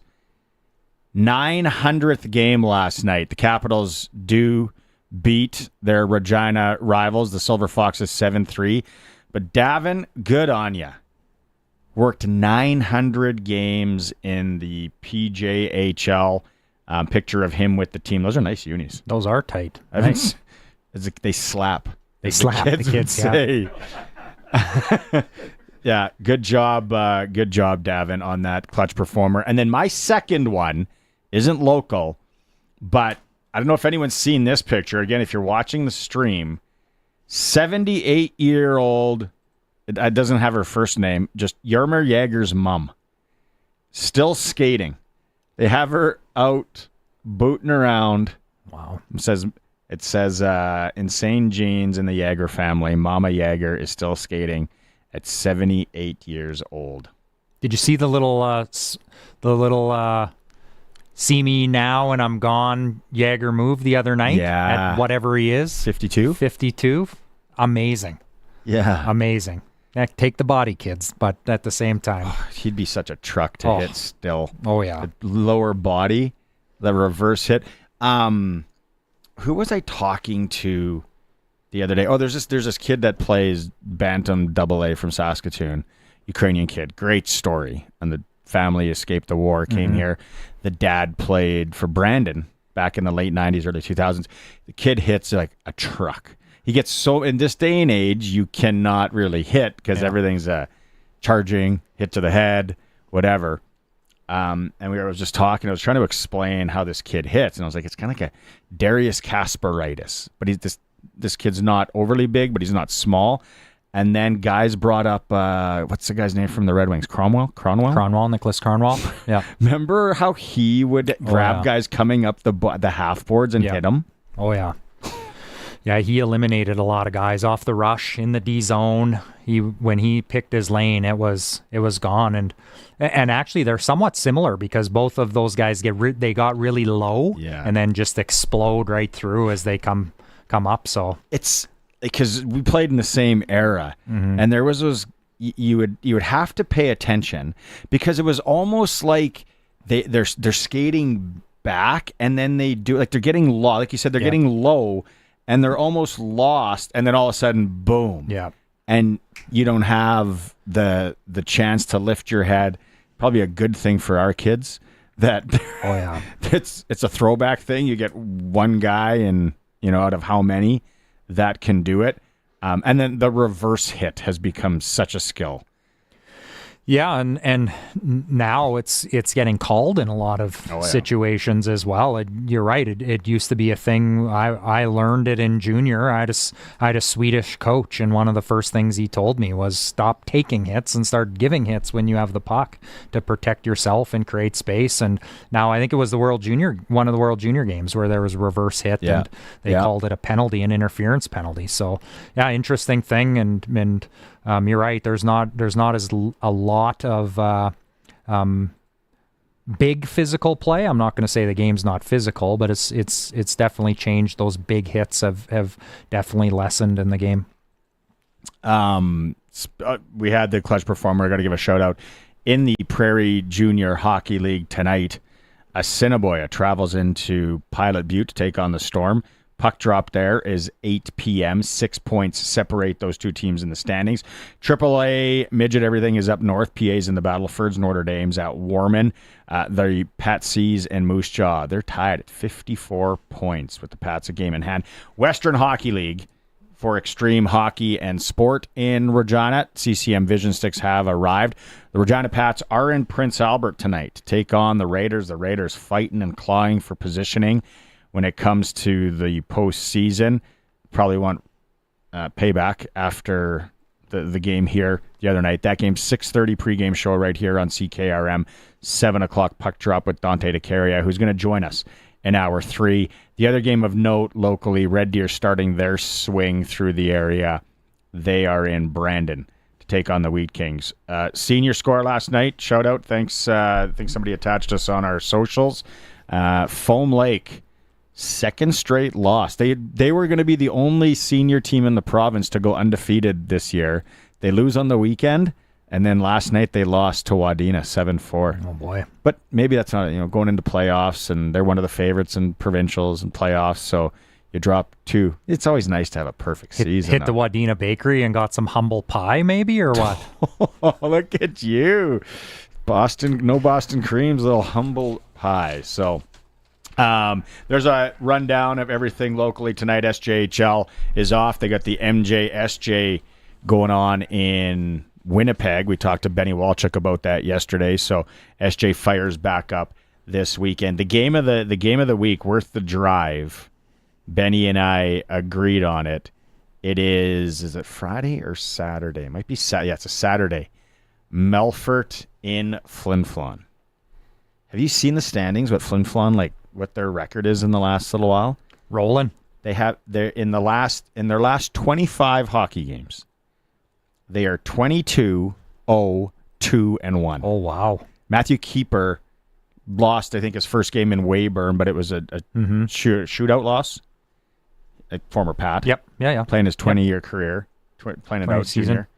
And then Melfort is 4 points up in the standings. Melfort does have 3 games in hand. So the Zoo in Flin Flon, worth the drive for Southie Mainline Chrysler, but that's a drive. You got to be prepared. I've never been up there. I have. I've been to Sandy Bay.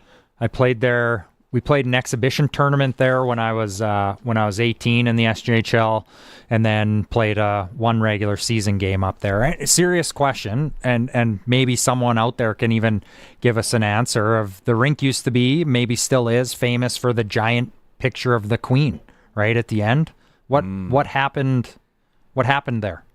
Is that picture still up? Or has it come down? Curtis, you look like a guy that knows what's in the rink in Flin Flon. I'd be honestly curious to know what they did there, because that was an imposing arena, and you get out on the ice, giant picture of the Queen. So I'd be serious. I'd be curious to know what they. It was like the old Winnipeg Arena. Yeah, had the big picture of the Queen. Anybody out there know? 936-6262. We're going to talk curling in a moment, but also, since we have Ryan here, his day job is general manager of the Royal Regina Golf Course. They have some of the best technology in Saskatchewan when it comes to the simulator golf. Run by it again. Yeah, 4K technology. We have over 1,000 courses to choose from. Very realistic. Augusta National. It's also Georgia Golf Club. Yeah. But very, very real ball simulation and flight. It's about as accurate as you're going to get playing golf indoors. And then with the TGL thing, actually the Tiger Rory on Monday, that they went down to the wire. Yeah, there's a lot of people. I have the itch to play indoor golf. Yeah, it feels after like watching it. It feels like that TGL settling in a little bit too. I think there was not that it was clunky the first couple episodes, but I think even the players were just trying to find their way. Yeah. But the last 2 weeks have been a little bit more entertaining. I think the players were even relaxing a little bit more as they adjust to the conditions and all that. But I can't get over that green. That green is remarkable. How it's all the cylinder or whatever. You can put all the different. Can you get one of those in the dining room at the Royal? Could you imagine? It'll be bar height. We'll have to step up to it so guys can sit around it and watch you putt. But Effie, it's unbelievable how it changes and chipping onto it, and it's incredible. To me, it's the most amazing thing. So the Royal Regina. Great place to play indoor golf. You talked about the technology. You got the bar there, the food, 4 sims, great windows. Yeah, right. If you go at night, I guess. But windows are still there. But I like it. Right. It's you look outside. We have 2 hours in the sims to give away. 936-6262. We'll do this till the top of the hour, and then Colson can choose. Text in 936-6262. Let us know you want to go swing the wrenches, go golfing. Let us know what kind of clubs you have. Maybe we'll pick someone that's got the dustiest clubs. I have power builts. Yeah. Maybe the Ultima 2s. Jazz Fat Cats. Yeah. When I was a sick driver. Oh, yeah. I'd still use it if I could. Yeah. And when we come back, we're going to talk some curling. It is the Sports Cage. Thanks to everyone who's watching and liking that stream at sportscage.com. Oh, it's freezing. I think we're going to turn up the heat on trades at Capital Ford Lincoln. How would you like a brand new vehicle for the same or similar payment to what you got right now? Well, with the help of a giant $2,500 trade-in bonus, it's doable. That means prices are as low as $170 weekly plus tax on a brand new F-150. Plus, Capital's 100K giveaway is back. Check out Capital100K.ca for your chance to win amazing prizes. Capital Ford Lincoln, proud member of the Capital Automotive Group.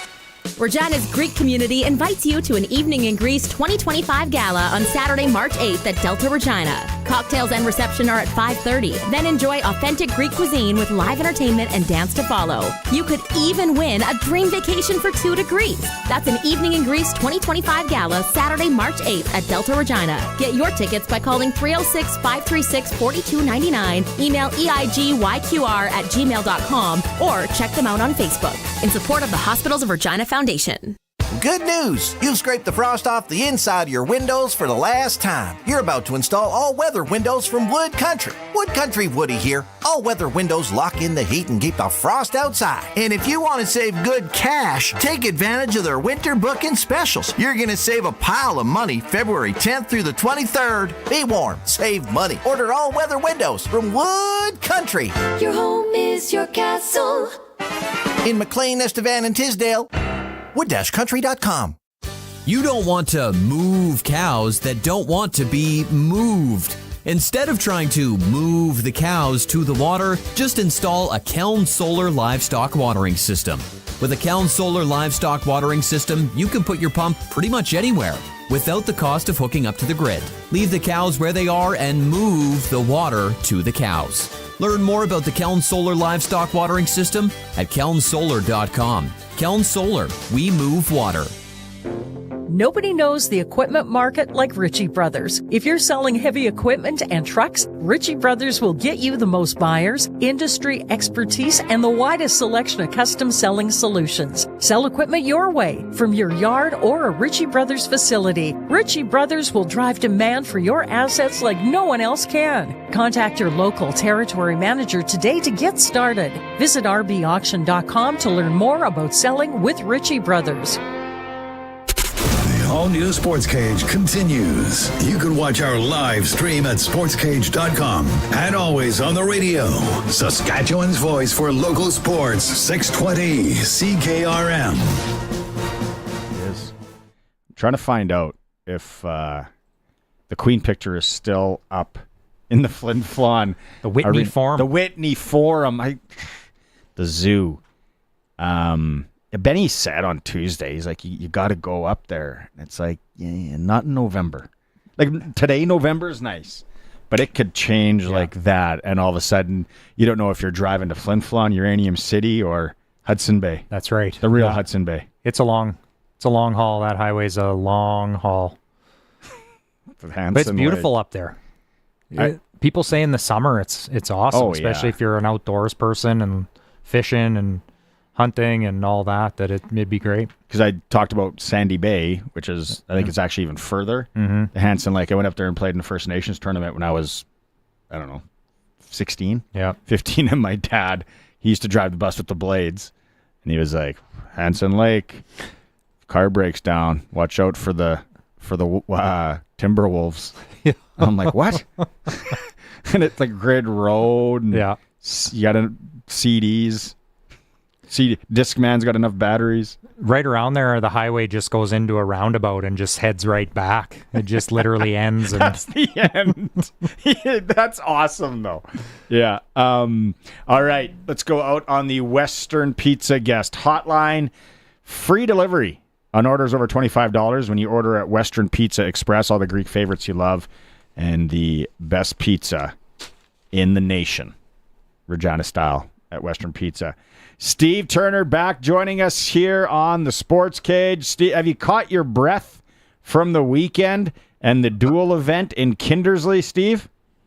Well, caught our breath. Now it's just trying to catch up on some sleep. But yeah, it was a great time. A lot of great curling, and it was a great week out in Kindersley. So that's awesome to hear.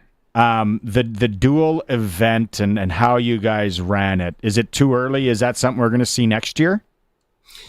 We've committed to do it again next year. Not to say that we won't potentially tweak it a little bit. We're going to assess. We're going to get the feedback from the teams. We got some of that, but as well as everyone from ice makers to umpires to media, and just sort of assess and see if, an extra day or something like that needs to be added to it. Where do we have next year's host yet? We did. We were able to announce it, so it's going to be in Melville. next year. So it is Melville. Beautiful. Have you been to that rink? The new rink? Yeah. I suspect that's where it will be. Yes, in the arena there. Yep.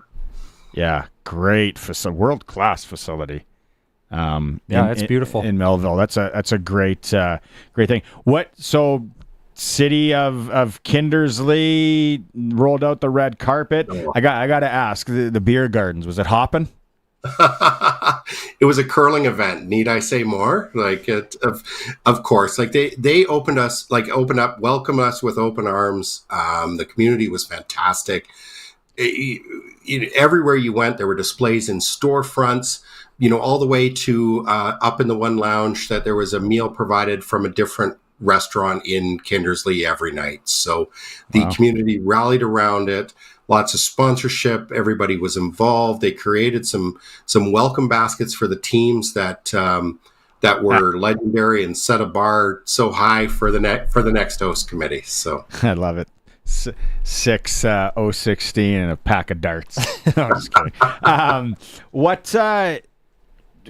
Take me through. I can't remember the name of the team. It's Greg. If Greg from Piffles is listening, he's going to want to slap me because we talked about it. What the team that had three players on the men's side? That's allowed, obviously. It is now. So that was Team Kaltoff. And what had ended up happening? They had registered as 4. But due to some unforeseen circumstances, they were only able to go with 3, and that was pretty close to the start of the event. And then there's some strict rules in terms of who they would be able to pick up. And unfortunately, you can't just pick up somebody else who was in playdowns leading up to it. So it kind of limits who they can grab. And you're talking about team chemistry and bonding. And so they made the decision, the risky one at that, to go with 3. That is awesome.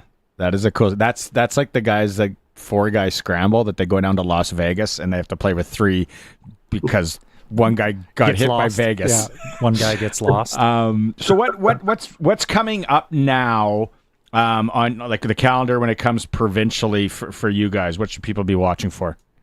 Do you know what? It's basically the rest of our provincials kick in. The only other thing that's done now with men and women is our U18.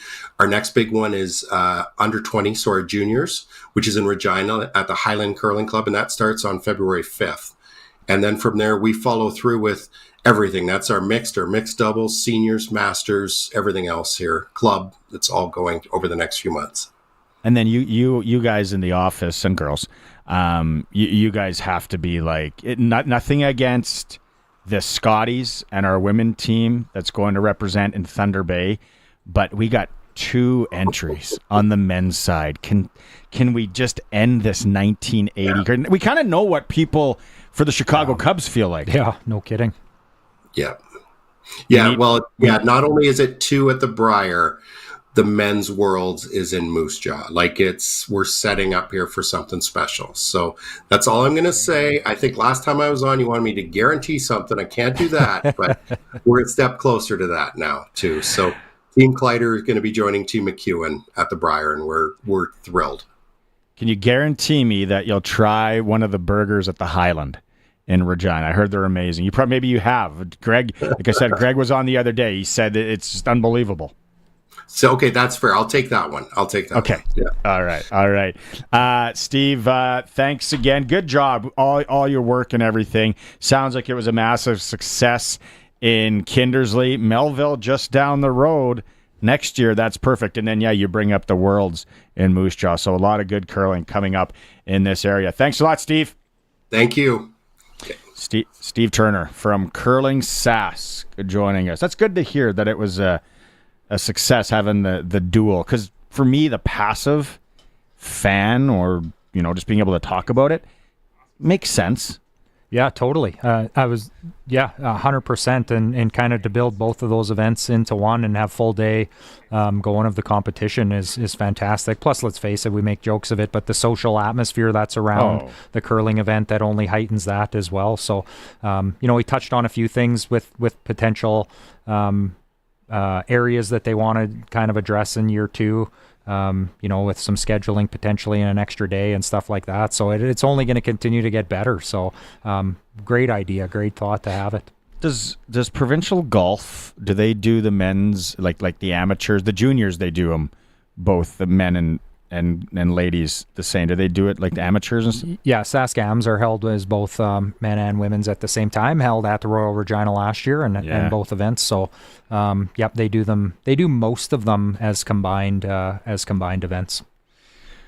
Don't forget, if you want to go play some indoor golf at said Royal Regina Golf Course, we do have a pass, 2 free hours for you and a buddy. You want to bring one buddy to that, maybe 2, or what? You got 2 hours on that. What should you do? You can always add on, right? Exactly. If you want to come and play a round of golf, that's probably enough time for 2 of you to get through. If you want to make it a foursome and add on 2 more hours when you book your time, just phone to book a couple extra hours and you'll get lots in. Was it 2 weeks ago? 3 weeks ago? I played with Donnie and Davey Lowe. Lost money. It doesn't change. Winter, summer, don't matter. Did you slice it like you expected to? End up in a bar somewhere? Didn't lose any balls that time. Yeah. Been known to lose balls in indoor golf. Yeah, I was just going to say it's a lot quicker when you don't have to look for balls, but maybe that's not always the case. You've seen me headed on one to almost the train tracks, which is directly left. Quick break. Yeah, 936-6262. If you want to get in, win 2 hours indoor golf at the Royal Regina Simulators. Take a quick break. It is the Sports Cage, streaming at sportscage.com. Your Saskatchewan Co-op Ag teams are your trusted partners to support your entire farm operation. And we're giving back to our community. Since 2017, Co-op has invested $468 million in Saskatchewan through building, upgrading, and expanding local facilities. And we've returned $418 million to Co-op members. Co-op, we're building something for the future. Here for your farm, here for your family. Learn more at coop.crs/farm. The Country Music Rewind with Colin Lovequist. We're going to look back at a year where we lost the likes of Owen Bradley, Tammy Wynette, Roy Rogers, Gene Autry, and more. But it was also a great time for country music fans. Canadian artist Ray Griff went into the Canadian Country Music Hall of Fame. We're going to feature the year 1998. Join us. The Country Music Rewind with Colin Lovequist. Brought to you by Crawford's No Frills. Saturday afternoons at 4 and Sunday afternoons at 1 on Country's Greatest Hits. 620 CKRM. From the SAS Today newsroom, here's what's making news in Saskatchewan. People in Melville will be getting a beach, the city repurposing an old reservoir and making it into a recreation area. SAS Today's team of local journalists are on the ground focusing on local topics that matter to you. Sign up for our daily news digest, making the news even easier to access. SAStoday.ca. Everybody has a story. From Harvard Media, everywhere. So, since that little ding on my car last week, I don't know where to take it. I don't even know. That's easy. Take it to Regina Motor Products. Who said that? I did. Down here. I'm Terry the Tire. Regina Motor Products Chevrolet Collision Center and SGI accredited auto body repair is a full-service collision and body shop that works on all makes and models. Just submit your claim to SGI and set an appointment to get your appraisal done. Easy. I bet you're tired after saying all that. South at Highway 1 and 6, Albert Street. RMPChevrolet.com. The folks at Fries Tallman want to talk about being more than just lumber. They want to talk about decking, railing, drywall, insulation, siding, roofing, windows, interior doors, and more. They want to talk about improving your home inside and out. They want to talk about excellent customer service and a drive to serve you as best as they can. Keep the conversation going. Head to Fries Tallman today in Regina and Fort Capel. When planning your next building project, think Fries Tallman. Fries Tallman, let's get you building. The 620 CKRM Country Corner is brought to you by Glasses TV, your SaskTel authorized dealer, and Foster's Audio Video in Carlisle. Get the newest cell phone today with an amazing SaskTel rate plan. The Kelvington Trailblazers Winter Spirit Snowmobile Rally is this Saturday, February 1st. Pancake breakfast at 8, registration at 10, the supper at 4, and social at 6. Plenty of cash prizes and a 50-50 where you can win up to $15,000. For more information, visit the Kelvington Trailblazers Facebook page. Enter your team in the Goodwater Bonspiel, February 5th to 8th. Head to the rink for a delicious steak supper and cabaret on the 8th with music by the Moody Hollow Band. To sign up or for more details, call Rick 306-861-9612. Experience an evening in Greece, Saturday, March 8th at the Delta Hotel in Regina. Cocktails and reception at 5:30. Authentic Greek cuisine, vibrant music, dancing, and more. Full details at An Evening in Greece on Facebook. And spend your Saturdays with the Symphony. The Regina Symphony Orchestra has something for everyone with plenty of fun events planned this year. See the full concert list at reginasymphony.com. For more information, visit 620ckrm.com. The all-new Sports Cage. Watch our live stream at sportscage.com and on the radio at 620 CKRM. I got to give a shout out here. And I think there's a lot of parents, you included, out there. If you have kids right now, so Colson and Curtis doesn't pertain to you. There's so much crap going around as far as sicknesses go. Coughing, flu-like symptoms, sore throat, ear infection. So ours it's been about 2 weeks with one and maybe 3-ish with the other. And it's just kind of like, it's going around. Yep. Ride it out. So last night came to a head, and the boy figured we had a sinus infection, probably a sinus infection.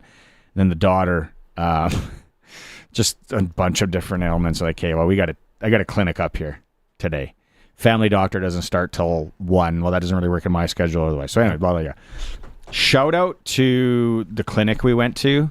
Our healthcare system, you talked about this, people always, the people that work in the healthcare system are amazing. Yeah, they're incredible. That, it gets bogged down at times or maybe gets some negativity around it, but the individuals working, the people in there, the nurses and doctors, they're absolutely incredible. And we've had it as well. My son currently is casted with a broken thumb from sports, and same thing. We go through ER, we go through different appointments, see if he needs to get pinned, gets casted once, goes in for another cast to make sure that it's healing right and all that. And the people around that you come across are just phenomenal people and genuinely care for the patients and that. So good to hear that you had a good experience. Hopefully the kids are going to be feeling better here right away soon. Yeah, we got one's got pneumonia and the other one's got a sinus infection. It's like, all right. I'm glad we took them. No kidding. Get the amoxicillin and Zithromax. Yeah. Do you ever go to Mexico? Yeah. I did this last year. Maybe I should. I don't even know if I should be telling the story. Specifically for medications, or are we just talking holidays? When we used to go to Arizona a lot, our neighbors used to go down to Nogales, which is a border town like Tijuana, and that's where they would get all their antibiotics and all their medicine. They'd bring it back, and I was like, "What?" They're like, "Yeah, because you can go online and look at the dosage you need.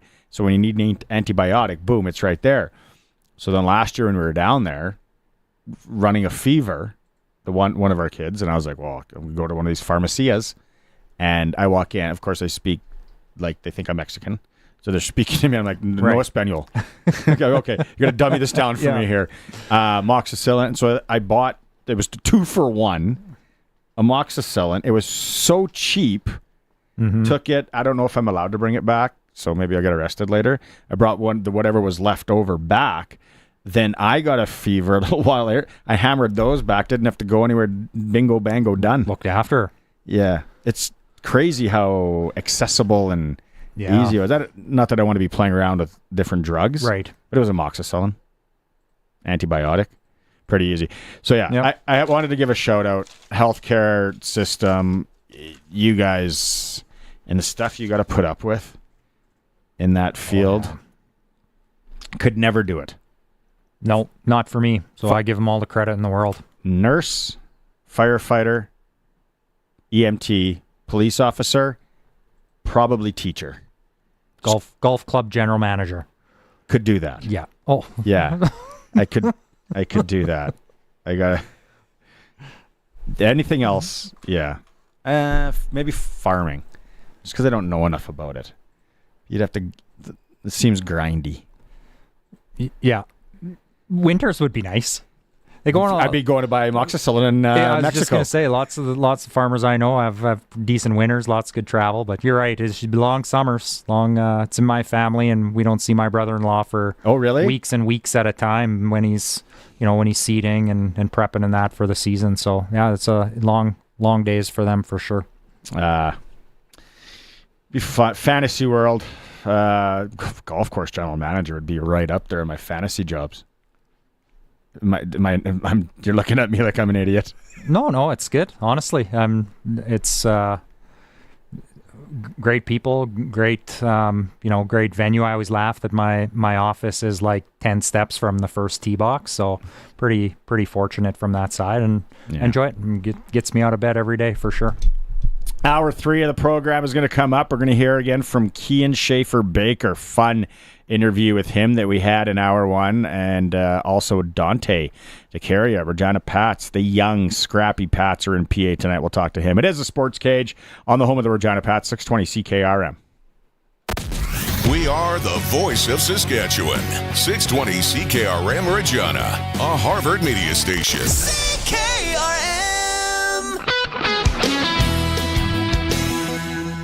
It's 5 o'clock. Good evening. It's mostly cloudy and it's -2 in Regina. I'm Corey Atkinson from the Harvard Media News Center with 620 CKRM News for Echo Sound in Fort Qu'Appelle. Stay connected with the new cell phone from Echo Sound. Call 306-332-6711. Frost Regina, taking place from Thursday to Sunday, brings a variety of winter activities to places like Wascana Centre and the Warehouse District. Wascana Centre will feature dog sledding, horse-drawn wagon rides, skating, and family games. The Warehouse District will offer brewery tours, cozy fire pits, and family-friendly activities like trampolines and ninja courses. The 6-stop Brewery Frost circuit includes a chance to win prizes. Events also include live performances and a scavenger hunt. Residents and visitors are encouraged to participate in the free events that highlight Regina as a winter destination. The federal and Saskatchewan governments have announced almost $7 million in funding for agricultural research. That money is to be delivered through the province's Agricultural Development Fund, which is supporting 30 livestock and forage-related projects this year. Some projects are focused on preventing and treating infectious diseases, including those that cause pandemics. Industry partners are contributing another $216,000 towards the research. The country's provincial and territorial health ministers will meet with their federal counterpart in Nova Scotia this week. The New Democrats are urging them to ink pharmacare deals. The National Pharmacare Law calls for Ottawa to sign deals with provinces and territories to start funding coverage of birth control and diabetes medications. Federal Health Minister Mark Holland said he hoped to have deals signed by this spring. The Bank of Canada has cut its key interest target today by a 0.25 percentage point to bring the trend-setting rate to 3%. It says lower interest rates are boosting household spending and the economy is expected to strengthen, but the threat of U.S. tariffs is creating uncertainty. Governor Tiff Macklem says even if tariffs hit, it's hard to predict their impact given the unprecedented magnitude and uncertain scope of retaliatory measures. Nevertheless, some things are clear. A long-lasting and broad-based trade conflict would badly hurt economic activity in Canada. Canada faces the threat of devastating U.S. tariffs landing as early as Saturday. And Los Angeles area residents woke up earlier this month to the news that thousands of homes and entire neighborhoods had been burned to ash in massive wildfires, devastating Pacific Palisades and Altadena. Although both neighborhoods are on opposite ends of the county, they're both known hubs for many of the city's creative community. Artist Andrea Bowers. LA is not just rich, famous people who have giant mansions that were destroyed and, Artist Salomon Huerta lost all his work in his Altadena home. I'm hoping that there's support so that the art scene can still thrive, but I think it's going to be tough. Anthony Obi, known as rapper Fat Tony's Altadena home, is also gone. All of my stuff that is related to Fat Tony music that was in that house is gone, and it was the motherlode of it. Now he says he's not sure if he will go back. This is the second home he's lost to a fire. I'm Julie Walker. It's 5:03, and that's your 620 CKRM News. Read more stories from around your community and around the province at sasktoday.ca and 620ckrm.com. Your weather is next. Oh, finally, there it is. Whoa, did you order pizza? No, even better. I called Echo Sound, your SaskTel authorized dealer. Oh, so what'd you order? Well, they have all the top-of-the-line smartphones with all the latest features and so many great plans, man. Oh, nice. Oh, it is the pizza guy. Hey, guy. Tell him to go away. We're waiting on Echo Sound. Echo Sound, your SaskTel authorized dealer in Fort Qu'Appelle. EchoSound.ca. We'll still take the pizza, though. The folks at Freeze Tallman want to talk about being more than just lumber. They want to talk about decking, railing, drywall, insulation, siding, roofing, windows, interior doors, and more. They want to talk about improving your home inside and out. They want to talk about excellent customer service and a drive to serve you as best as they can. Keep the conversation going. Head to Freeze Tallman today in Regina and Fort Qu'Appelle. When planning your next building project, think Freeze Tallman. Freeze Tallman, let's get you building. It's 5:04, and I'm Corey Atkinson with your 620 CKRM Precision Weather Forecast, brought to you by Linex Regina. Serious protection, killer looks, 1865 McCarra Street. Now here's Precision Weather meteorologist Phil Spivak. Partly cloudy sky through the night. Our temperature backs down to around -12. A gentle breeze most of the time. Temperatures remain mild for the day on Thursday. Overnight low pretty close to our normal high this time of year, and we climb to -5 during the day. There will be some cloud cover, and especially as the day goes on, that cloud cover will tend to increase a little more. For Thursday night, we are mostly cloudy, but still dry, the low around -16. And Friday, mostly cloudy skies, some snow setting up. Toward the end of the day, the high near -12. We'll likely see some accumulating snow, several centimeters between the evening hours Friday and into Saturday. It'll be windy too, so while there's only likely to be a few centimeters of accumulation, there is going to be significant blowing snow. Saturday turns a little mild. Temperatures climb back into the minus single numbers, -5 or better, and then tumble back to around -18. Clearing on Sunday, though. Any flurries end early and stuck around -20 early week. With your 620 CKRM weather forecast, I'm Precision Weather meteorologist Phil Spivak. Across the province at this hour, Saskatoon is -1, Swift Current is -1, Assiniboia is +1, Broadview Moosomin 0, Yorkton Melville -2, Estevan +2, and Weyburn is -1. At this hour in Moose Jaw, it's mostly cloudy. Winds are from the southeast at 11, and it's -1. Regina is also mostly cloudy. Winds are from the southeast at 14, and it's -2. For more local news that matters to you, subscribe to the daily newsletter at sasktoday.ca. When you want the best for your truck, you want Line-X. Your truck has withstood the harshest elements Saskatchewan has thrown at it. Rocks, gravel, rain, sleet, and snow, and left with no chips, no rust. Line-X protective coating keeps your truck's bed liners, rocker panels, and bumpers looking like brand new. Don't settle for Brand X. Go with Line-X. It's serious protection. Come see why everybody loves taking their truck to Line-X Regina for their rocker panels, bumpers, and more. Line-X. Make your truck complete. 1865 McCarra Street.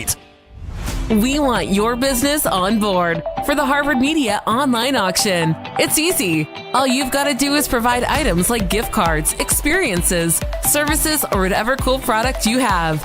And in exchange, we'll give you a world-class marketing campaign. No entry fee or cash outlay, just a good old trade deal. That hammer could be coming down for you. Just hit up harvardmedia.com and join in on all the excitement. Terms and conditions apply.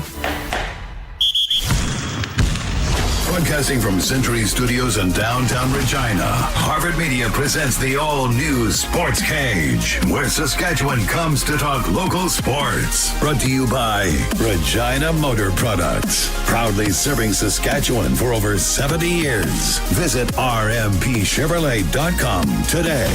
Be a part of the show. Call 1-866-767-0620 or text 306-936-6262. The all-new Sportscage. Streaming at sportscage.com and on the radio at 620 CKRM. Welcome back. Sportscage. Barney Shinkaruk, Ryan Pollock, Colson, and Curtis coming up in this hour. The Kian Schaeffer-Baker was in studio in hour one. We're going to replay that fun interview as they get set for the Winter Classic up in Saskatoon on Saturday at the Merlis Belcher Center, 1 p.m. The draft is Friday night. We talked to him about if he's going to let us in on who he's going to draft first overall. We talked about Luke Gazdic. They announced he's coming to play. I don't know if there's going to be anybody better than a former NHLer out there. I don't think so. Does Ryan get slapped? He's busy. Four Nations, Hockey Canada, and I was going to say, does he drop in? He was in it last year. Yeah. So maybe he's flying under the radar, not to be pre-scouted. Wants to come in a little bit little bit freer, if you will. Sneaky draft pick. Yeah, exactly. And then in the last pick, it looks like Ryan is playing. I'll take him. It is Wing-tastic Wednesday at the Canadian Brew House. 69-cent wings all day. All the sauces, the dry rubs. The January flavor of the month, passion fruit habanero. Oh. It's always going down at the Canadian Brew House. 2 locations in Regina and 1 in Moose Jaw. Passion fruit habanero. I was there, Canadian Brew House, this past weekend. Friday night, I think it was. Fantastic. Had a few appies. It's a couple cold glasses. Yeah, Friday's their prime rib night, too. You can go down that. Yeah. It's like, maybe I'll just get the prime rib. They have these, the Yorkshire pudding appetizer. Oh, my goodness. They are phenomenal. Phenomenal. Just stop talking food. I'm getting hungry. Me and the missus ordered it to split, and it was like, no, this is coming right in front of me. Amazing. It's Winter Classic, $25 a ticket. That comes with 2 youth tickets. Also, the $95 for 20 tickets. So great for team building, hockey teams. 1 o'clock up in Saskatoon. Get autographs, meet and greets, kids zone. Lots of fun stuff with the Rider Foundation. Okay, so we're talking to Eric Francis in hour 2. And we're going to play the one. Let's go first off to last night. Everybody is saying kick Mark Stone.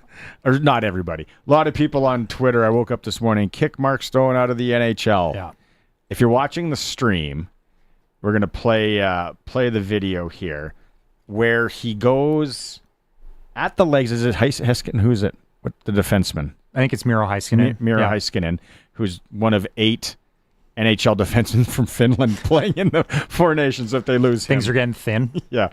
But it's Roope Hintz. It came out a little... Once people watched it a little more closely, Roope Hintz his stick hits Stone's skate. Yeah. So then he goes in. If you didn't see it and you're not watching the stream, to watch it later, he does go right into the knee. It's very scary. Oh, yes. Yeah. Yeah, the close-up... The close-up video of it definitely makes it look like Mark Stone's kind of lunging at him, like he's trying to stick handle around him, and then Stone goes lunging at him and takes out his knees. But when they show the angle from further out and down ice, you can see that Roope Hintz kind of catches him on top of his boot, if you will, and makes his skate dig into the ice. We like to call it maybe a toe pick, and you stops your feet, and that's what caused Mark Stone to end up tumbling over and taking out Miro. And Mark Stone's not going anywhere. No. In the NHL. Like the guy is so good. I'm just punching up here. Remember the year he torched the Western Hockey League? Right here. 2011, 2012 for Brandon. Yeah. Kelly McCrimmon. 66 games played, 123 points. They only played 8 games in the playoffs there. But he was so good. The year before, he had 106. And if you kind of forget that he was with Ottawa. Yeah, so there's an awesome Regina connection there as well. As Mark Stone potentially goes undrafted or even gets drafted later without the support at the table from Bobby Lowe's, who knew him from Brandon and knew how intelligent of a player he was and knew how hard he's going to work. Even at the NHL level, he's not a fantastic looking skater, so I think that backed a lot of people off in the junior and as he's entering his draft. But Bob Lowe's really put Mark Stone's name forward and talked about how great of a Brandon Wheat King he was, and Ottawa goes on to take him. Then the McCrimmon connection continues in Vegas. Bobby Lowe's is in Vegas as their director of scouting, and what a coincidence that Mark Stone ends up there and is now leading that team. That's why we have you on the program. Stories like that's really interesting. So I got into this debate a few weeks ago with a gentleman, and you helped out last year with the provincial champion Regina Pats Blues. Yeah. Bantam hockey, obviously kids going through Bantam draft, and there's so many times that I hear, well, he's not a great skater. Mm-hmm. He's not a great skater. Not everybody skates like Mike Gartner or Pavel Bure. Yep. But you mean to tell me that the Mark Stones, Jack Eichel, yep. You watch him skate, Ryan Getzlaf wasn't flying around. No. Corey Perry, when he came into the league, yep. like it's Scott Gomez. Scott Gomez. Can they get from A to B quick? And can they be quick? Mm-hmm. Yeah, I've always talked about, and don't get me wrong, a great skater is a great skater. Yeah. And if you can find a great skater that can play the game, fantastic. That's your pot of gold. But you're right. I think the eye test isn't always the answer. And just because a guy can't get around, I like to measure things on, there's game speed as well. Guys that can skate also can't play fast within the game.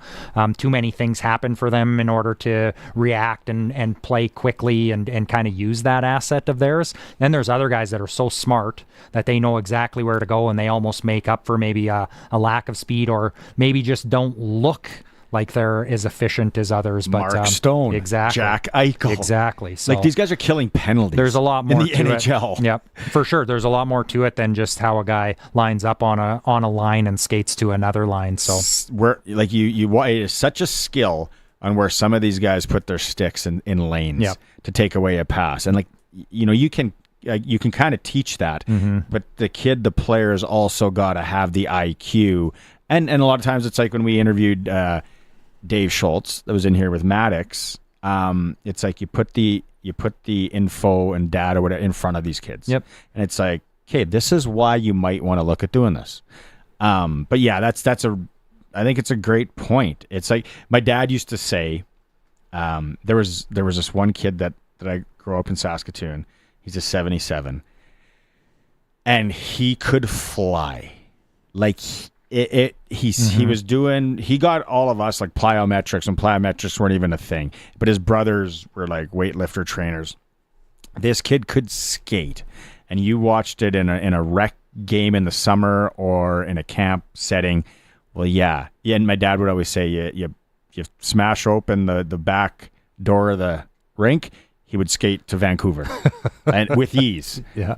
But then you'd get him in a game, and there was no hockey IQ, and his hands were not even near as fast as his legs. So everything was awkward and giving the puck away and stumbling on everything.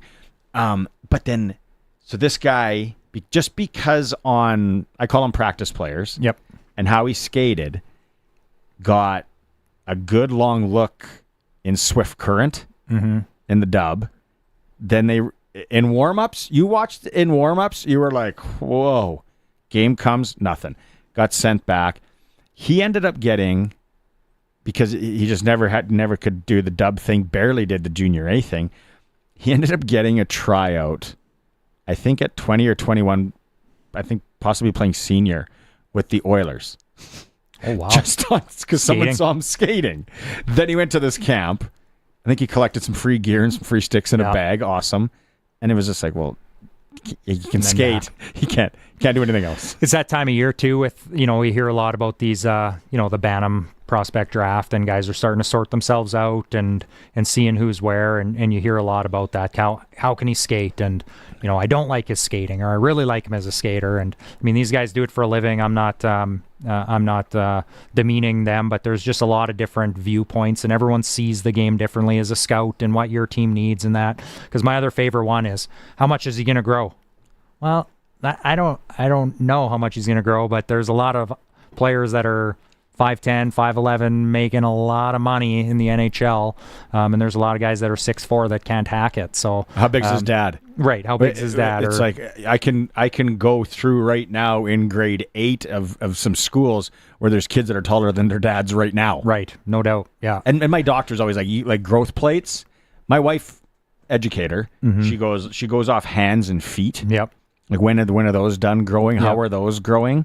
And the doctor went with, she started getting into growth plates and everything. And I was just like, that's over my skis. Yeah.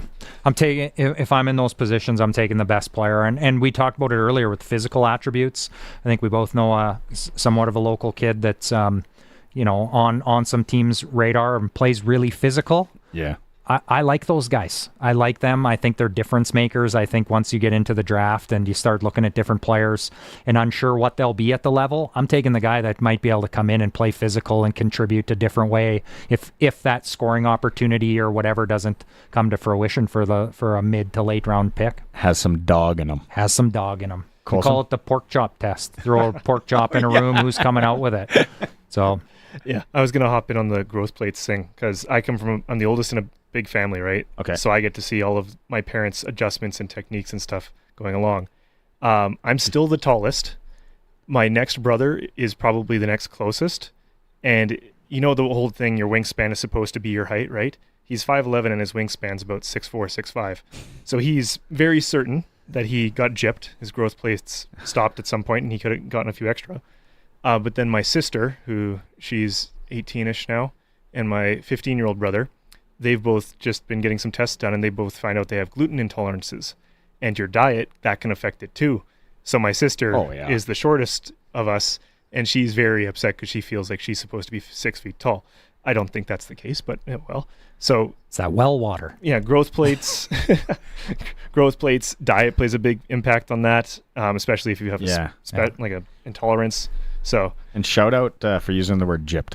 Haven't heard that in a long time. It's a throwback. Great episode of the Health Line we've got going on here. What was that lady as a kid? Dr. Sue? Yeah. What you guys will have no idea on that side. Not a clue. You should look up some old clips on Dr. Sue. It was a call-in show, wasn't it? Yes. Yeah. It was sex ed. Yeah. For late at night. Yeah. Late at night on CBC. Yeah, man. It was crazy. There's so many people out there that are driving around right now. For sure. Like, Nodding. Dr. Sue. Yep. Dr. Sue. Yeah. And it was just like different things that pushed the envelope. Yeah. Going back to our sickness, we gave a big shout out to medical staff in the province. Also, Gary in Winnipeg. He said, a couple of my friends have had COVID the past 2 months. Crazy thing that COVID test kits are no longer available in drugstores. The only alternative is to go to the hospital for eight hours and get tested. Gary from Winnipeg, the old fart. We still have some in our house. Yeah, so I was sick a couple weeks ago, and my doctor said, go take a COVID test. And I was like, yeah, I'm done. I'm good. I'll ride it out. If I'm sick for a week, yeah. Dr. Sue's show ran from 2002 to 2008. No, it was in the 90s. No, that's a rerun. Sorry, looking at the wrong okay, line. Yeah, man. There we go. I knew what was going on by 2002. It was barely in color. No, it ended in 2005, but it became a national show in 96. There we go. 96, yeah. Yeah. And I would even thought it was unfortunately, earlier. she passed away June 28th, 2023, at the age of 92. Oh, wow. 92. Yeah. No, it was great. Okay, the other thing we talked about when Eric Francis was on, if you're watching the stream, we are going... See, I can't see it to do the play-by-play because there's no audio to it. It was on this day in 1989 that a fan in Boston comes on the ice to take a run at Bill McCreary, and my phone's just loading up here. I don't have the guy's name. Do you have the linesman's name, Colson? It was on the tweet. Comes out of nowhere and hammers this fan into the boards. If you're watching the stream, you saw it. Perfectly clean check from behind. Very legal. Very legal. Yeah. Luckily, that guy wasn't seriously messed up. I don't know. 89. Ron the Bear. Asseltine? Yeah. Yeah. And here it is, if you're watching the stream. Oh, it is. And Bill McCreary, like sick duster, bad lid. Bad lid.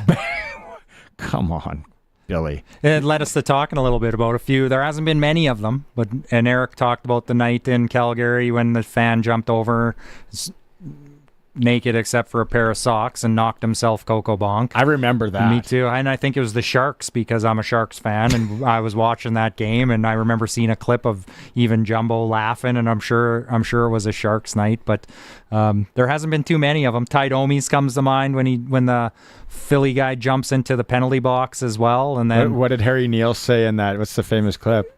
Watch it, Ty, or something.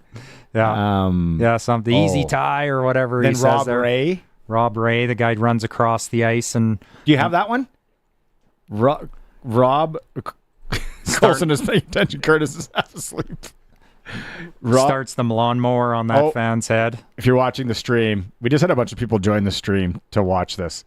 So if we got the Rob thumbs up if we do. Yeah.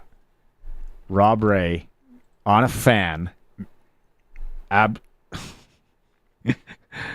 Oh, yeah. Well, we made the comment that this doesn't happen very often, and I think here's the evidence why. Like, who in their right mind's wandering on the ice with these guys? Security nowadays a little more for sure. Yeah.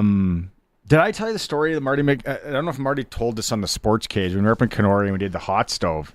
He said the most scared he's ever seen Wayne Gretzky was when Monica Seles was stabbed. Yeah, by that Wimbledon tennis fan. Was it? Yeah, wherever. I think Wimbledon. Yeah, and he was like, Marty, like that could happen to us, like anywhere. Like, and you think about back in the day, the Montreal. Yeah, like people used to walk on the bench basically. Right.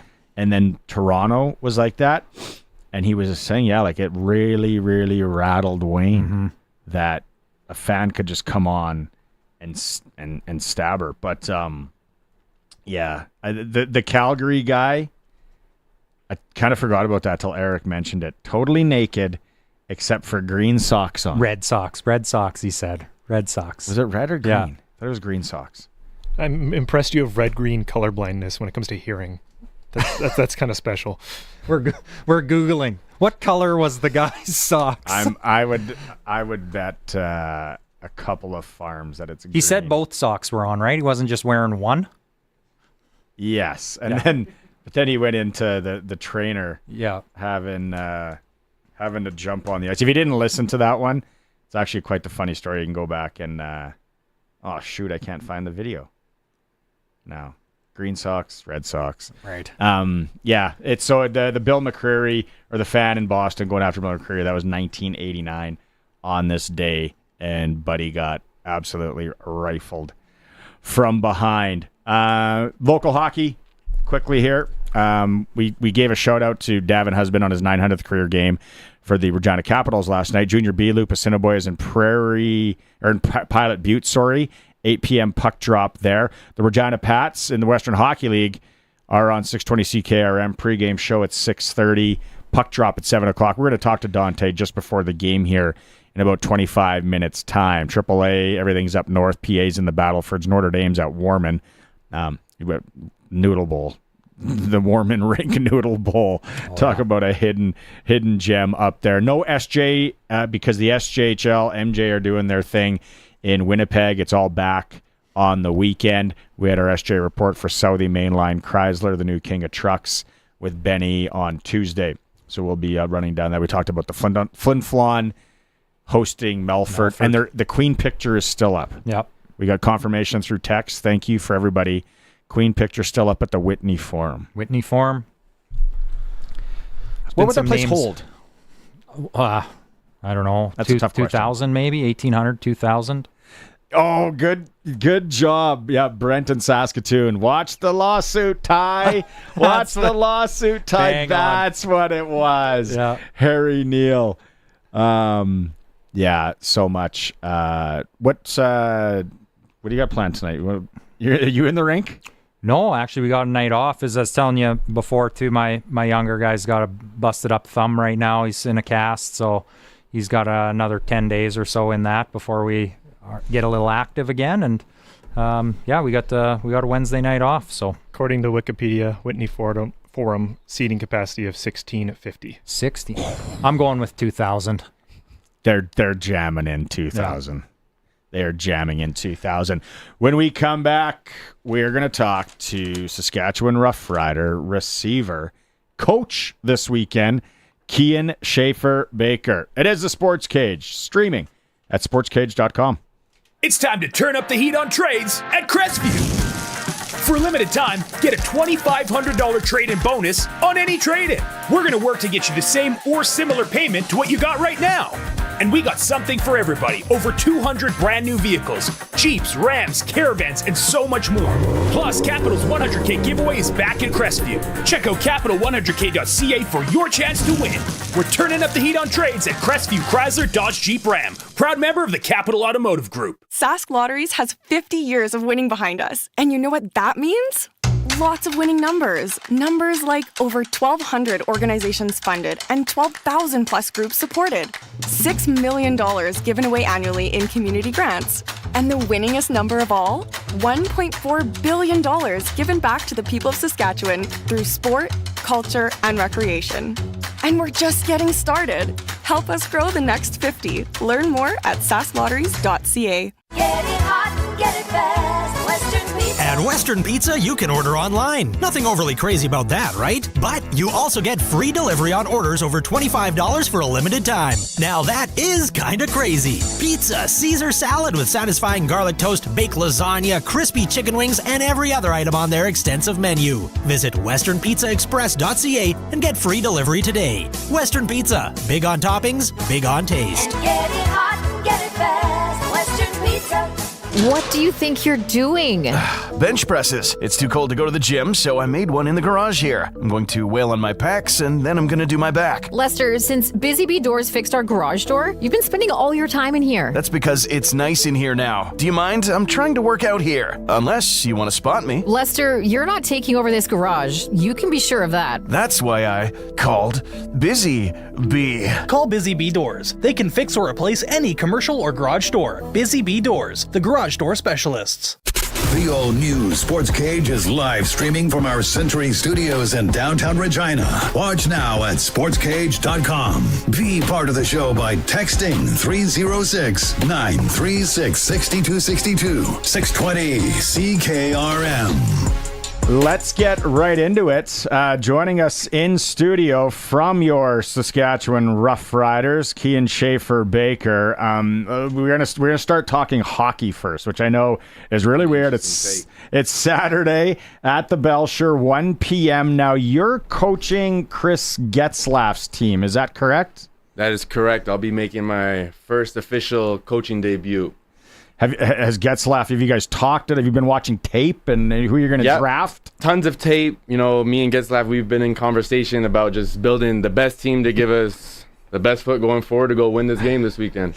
So you're against Brett Lawther and a Joe. When it comes to the draft on Friday, are you guys eyeballing anyone, like maybe a first pick, an early pick? Yeah, we got a couple prospects we've been eyeing in on, and, you know.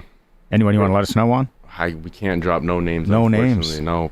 Joe could be listening to this right now. So yeah, well, that's smart. Good point. That would be smart. Maybe give us some insight though. What kind of attributes are you looking for? Are you going with hockey experience? You going with size? Maybe you're going to add a little bit of character first overall to the room. What kind of those team are all are you some looking very for? good qualities. You know, at the end of the day, we just want gritty players out there on the ice. People that are just going to come out there, work hard, give it their all, leave everything they got out there. Yeah. Maybe someone that's going to intimidate Brett. He is a kicker. He's a kicker, so it won't be too hard to do that. There was word on the street, though, that he could be, like, I skated with him last week. He's looking pretty good. Word on the street, though, that he could be a little nagging injury. Could be day-to-day. Could be day-to-day. We'll be monitoring that one. Yeah. What about coaching? When you're coaching, do you have any of the cliches ready to go? Like, get pucks in deep. You know, you miss 100% of the shots you don't take. Run the goalie. Anything like that? That was a real good one. One that sticks out is just top shelf. You get in top shelf. Yeah.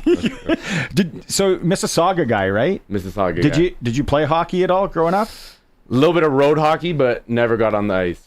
Really? Yeah. Can you skate? I can skate. I can't stop though. I was a real good roller skater, so we got the little front block where you can just toe drag to stop. You don't have that on the ice skates. Roller skates or like roller blades? Roller skates. Wow. It's old school with it. They used to call me Crazy Legs back in the day. Yeah, they go in the oval. Did you do any of those dance things? Yeah, they call me Crazy Legs. We got to get it. We got to get it. I might have to get a roller skating rink built out here. That's been an idea of mine. Or just if you guys know some people to get me connected with, we could talk some business. Around the concourse in the stadium. Roller skating nights, Wednesdays. Is roller derby still a thing in the city? There was a roller derby league there for a little while, but the way that everything's going in the world, I don't think roller derby is going to go. Well, you never know. But yeah, like that would be come and skate with Kian and the boys every Wednesday night. Like a great time right there. At Mosaic. Thursday night will be old school night. Get all the classics on. Get the retro music going. Retro music. It goes down Saturday at the Belcher Center, 1 p.m.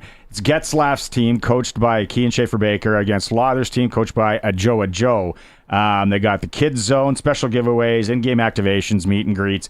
$25 per ticket. When you buy an adult ticket, you get 2 youth tickets. That's 12 and unders. Free admission for anyone 12 and under as well. 13 and older, 25 a ticket. And then team tickets. If you want to do some team building, get the office together, something like that, it's $95 for 20 tickets. And of course, it all goes to the foundation. It's a good cause. Let's talk some football. Let's start with a Joe. Right? As a guy that's in the receiver room with you and all, now he signs with Indianapolis. Just what kind of feelings, what kind of emotions come over for you seeing one of your guys go? Yeah, it's almost like a big brother moment watching my little brother get drafted. Well, not drafted, but signed to the Indianapolis Colts. And, it's a phenomenal opportunity that he has coming, and he's so deserving of it. He's one of the hardest workers in the building, and just the talent he has. So once you mesh all that together, there's no stopping that. You had a chance to work out for some NFL teams a couple years ago, right? What's that experience like?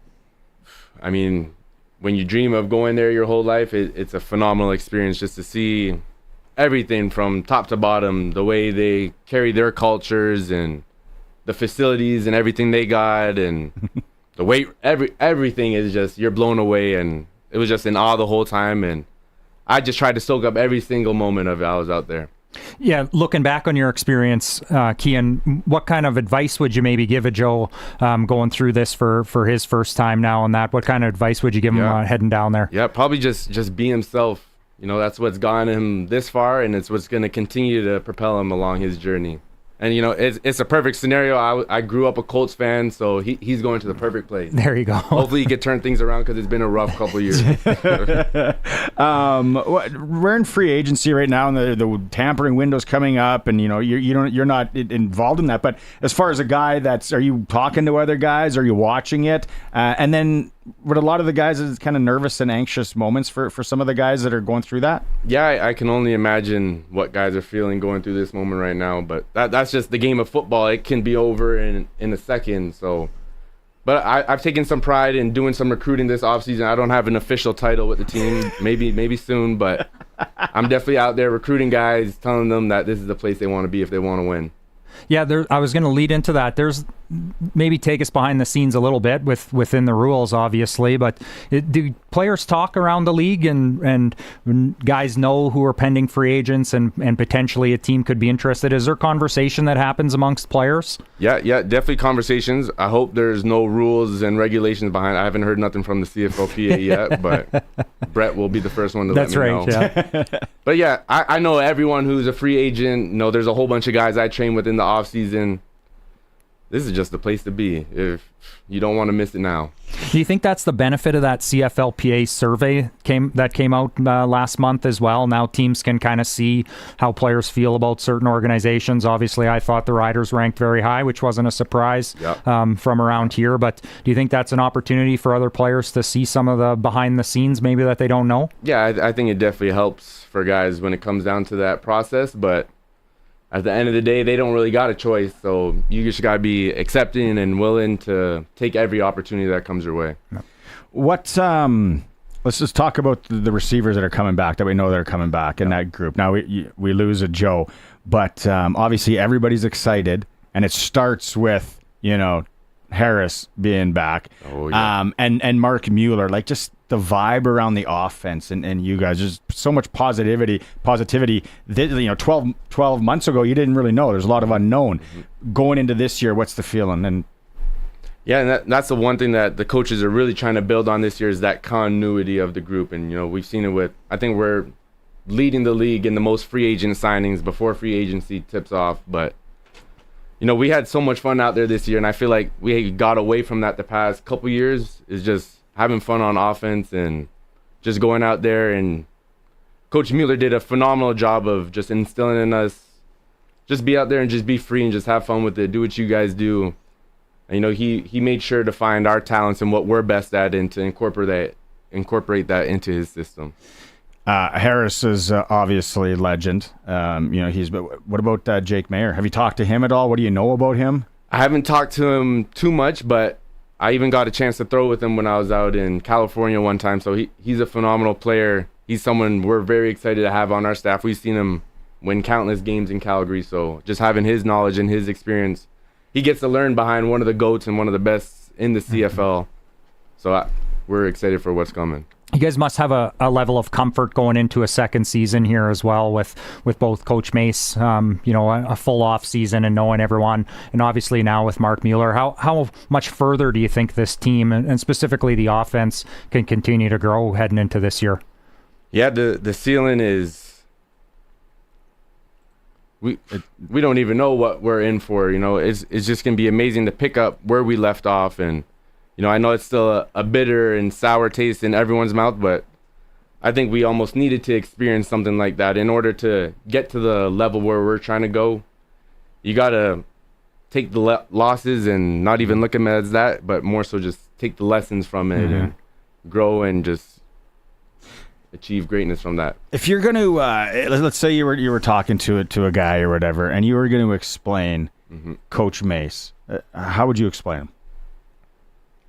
The best coach, best human being, just greatest man out there. He's a role model. He's someone I look up to in the football room and also just being a man in life. He's taught me so many things, and he encourages me every single day just to be the best version of myself. Does he seem like one of the guys, or does he still seem like there's that? No, he's still the coach. He's definitely one of the guys, but at the same time, we still got the tremendous amount of respect for him that a head coach has. But he's one of the boys. Same question on Mark Mueller, right? He seems like obviously a student of the game. He's been around it his whole life. Like, if you're going to explain Mark Mueller to one of your buddies or somebody, how do you explain him? He's one of the funniest guys you'll meet, and he's also just an amazing person, and the love and passion he has for the game is unmatched, and we all just grow and thrive off that. Yeah, it's probably one of the most things that I'm most excited for as a fan from the outside is seeing Mark's growth as well. One of the tough things as a coach, as an offensive coordinator, is getting those live reps, right? So that opportunity to go through an entire season, calling the plays solely, being able to react to different opportunities, up, down, whatever it is. That's a part of his game that I'm excited to see as well. So I think you hit the nail on the head. I think the opportunity for this offense is really, really high, and we're excited to watch where it goes for you guys. So how's your off season been, generally speaking? Training, getting ready, the body overall feels good. Yeah, everything's been phenomenal. Body's feeling amazing. I feel like I'm 22 again. Off season training, it started the day the season ended, so we picked up right from the jump. And in the next couple of weeks, we're going out to Tampa. A whole bunch of us guys from Saskatchewan, all over the CFL. There's gonna be a whole bunch, over 30 of us out there training, getting some work in. So it's been a great offseason. That doesn't sound like a bad time. Yeah, no. If you guys want to come out there and get some work in, you guys let me know. I would take feeling like 42, let alone 22. Yeah, exactly. You've really immersed yourself into the community since joining the Riders as well. Have you spent some time here in the off season? Like I say, right deep in the community. How's that transition been for you? And something you obviously take pride in to be part of the city, part of the province? Yeah, it's been an amazing transition. I just see the love and the passion that this community has for the Riders football program. So it's only fair that I can give at least 1% of that back. So just seeing smiles and just sharing laughs with them each and every single day, it just warms my heart.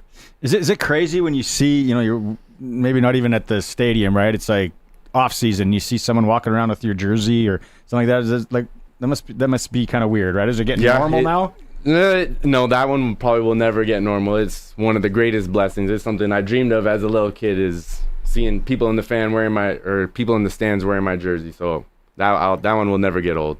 Yeah, no, that's got to be super cool. Yeah, you know what? I always hate it when people talk about that the Riders are in the fishbowl. I think it's awesome. Isn't that, as athletes, isn't that what you want? Exactly to have that passion, to have people know who you are or when you go around town.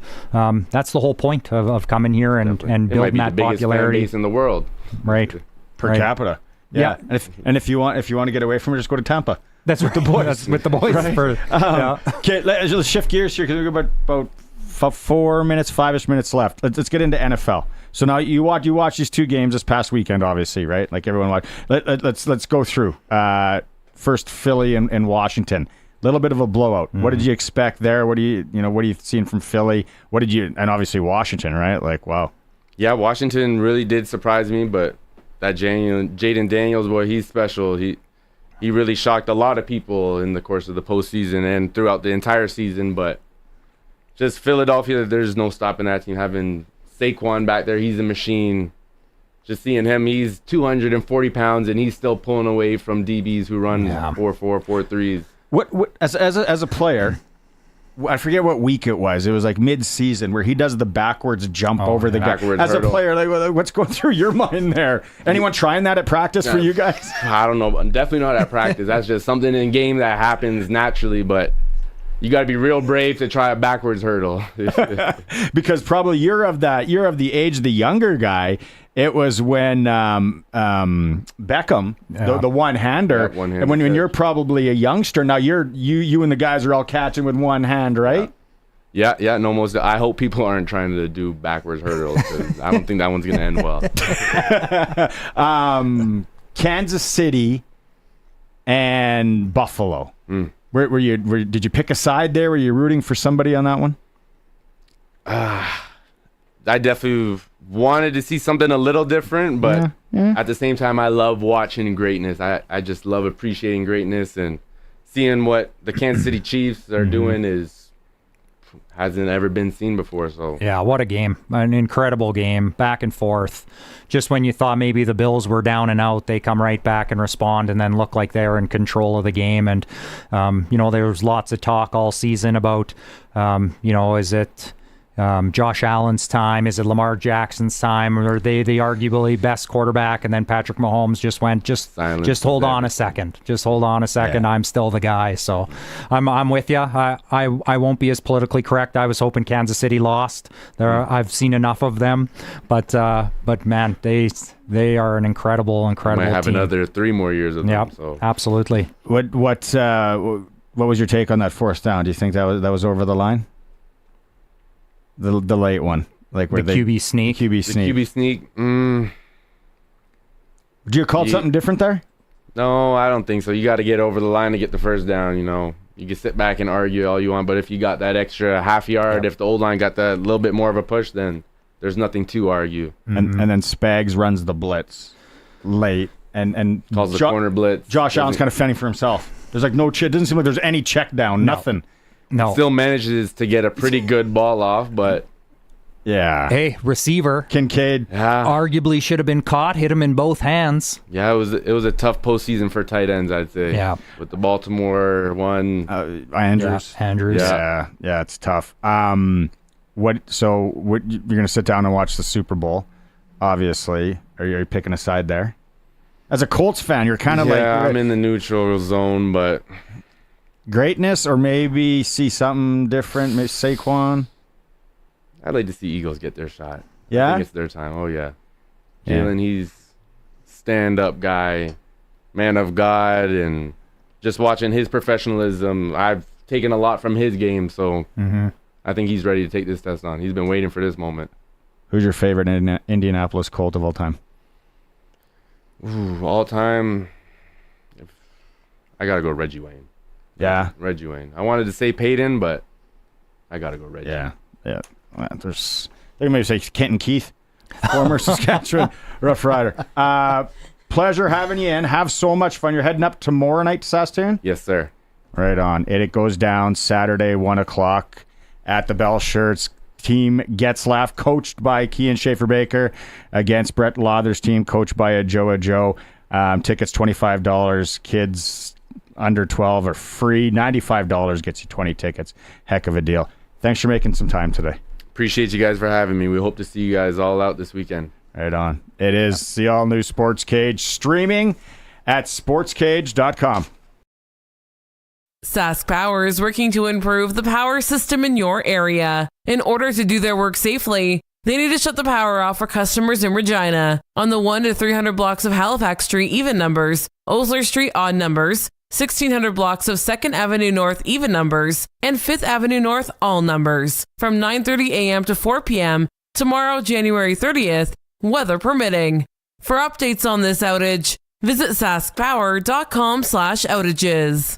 Experience the next level of cleanliness with B&Boas Cleaning Services. Whether it's your office, retail space, or home, they use advanced cleaning technology and eco-friendly products to deliver unmatched results. They even do commercial high-rise ventilation pipes dusting. They offer a special rate for seniors, 15% off for first-time customers. Visit their new location, 855 Arcola Avenue, online at bboascleaning.com or call 306-522-5262. It's time to celebrate. Bulldogs, national champs. Shoresy's back for a new season. It's the off season. Sorry, off season. And it's only on Crave. Hockey players always find trouble in the off season. You know what Sudbury's like in the summer. Summer in Sud Vegas. It's good and weird. Summer in Sud Vegas, baby. Gotta keep our guys between the lines. Yeah! They're gonna ruin everything. Boys will be boys, boys. Are you talking about the boys or the boys? The boys. Shoresy, new season, stream now. Only on Crave. Subscribe now at crave.ca. So, since that little ding on my car last week, I don't know where to take it. I don't even know. That's easy. Take it to Regina Motor Products. Who said that? I did.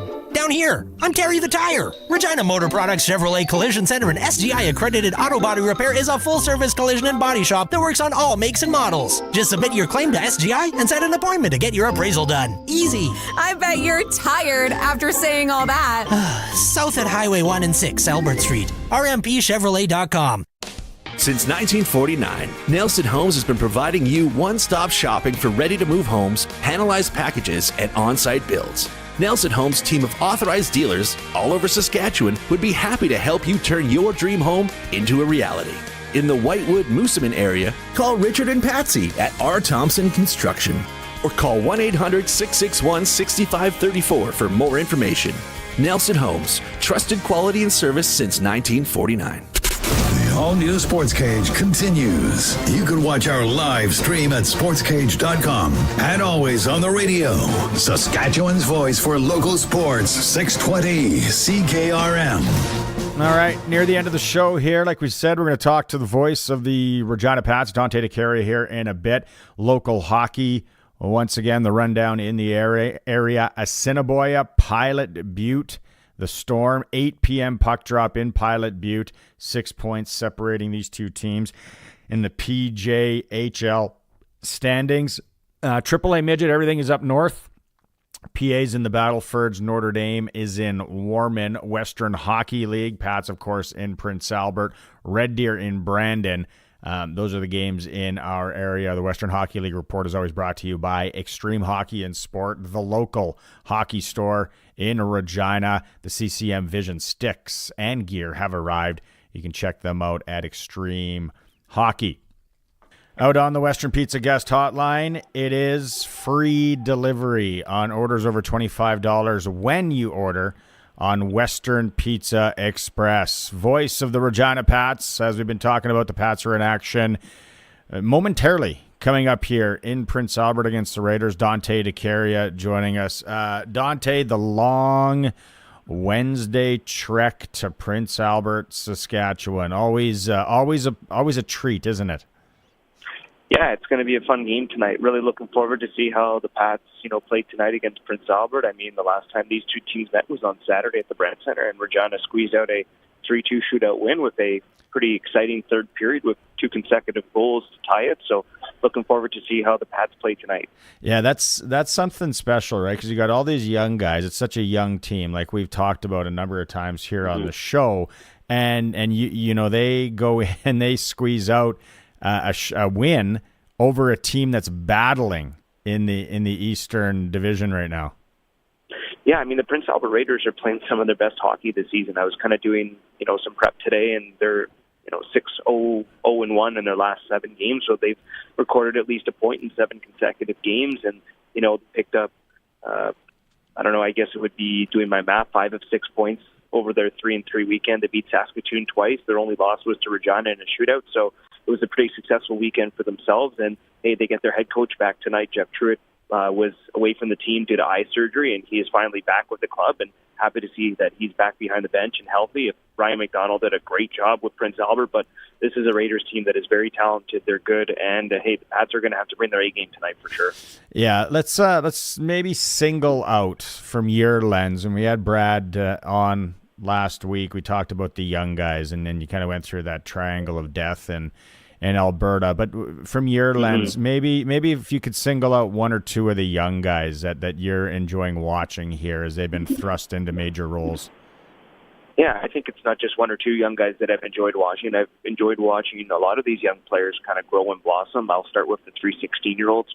Cameron Kuzma's done an exceptional job as of late. He's got a 3-game point streak coming into tonight's action. And then you look at, Cohen Clausen and Zachary Lansard, who I think have 6 points in their last 10 games coming in. Now, I mean, relatively speaking, if you look at, say, Mercick on Prince Albert, who's got, 13 points in those last 6 games, you would say, okay, well, that's not that good. But you have to remember that those 2 players, or those 3 players, in the matter of fact, are only just 16 years old. So I think that's pretty good production for a Pats team that has had difficulty scoring this year. So that's definitely a positive.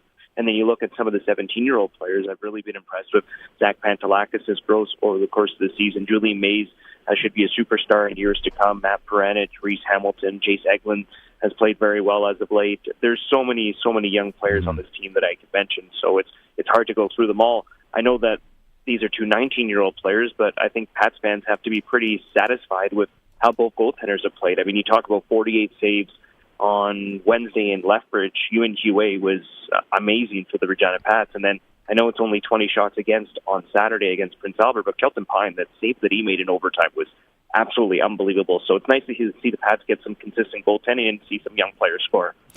Dante DeCarius joining us on the Western Pizza Guest Hotline. His pregame show starts at 6:30 right here on 620 CKRM, and the play-by-play at 7. Looking ahead to this weekend, is it family weekend for all the players? Speaking of these young guys, it would be nice for some of them to see their family in town.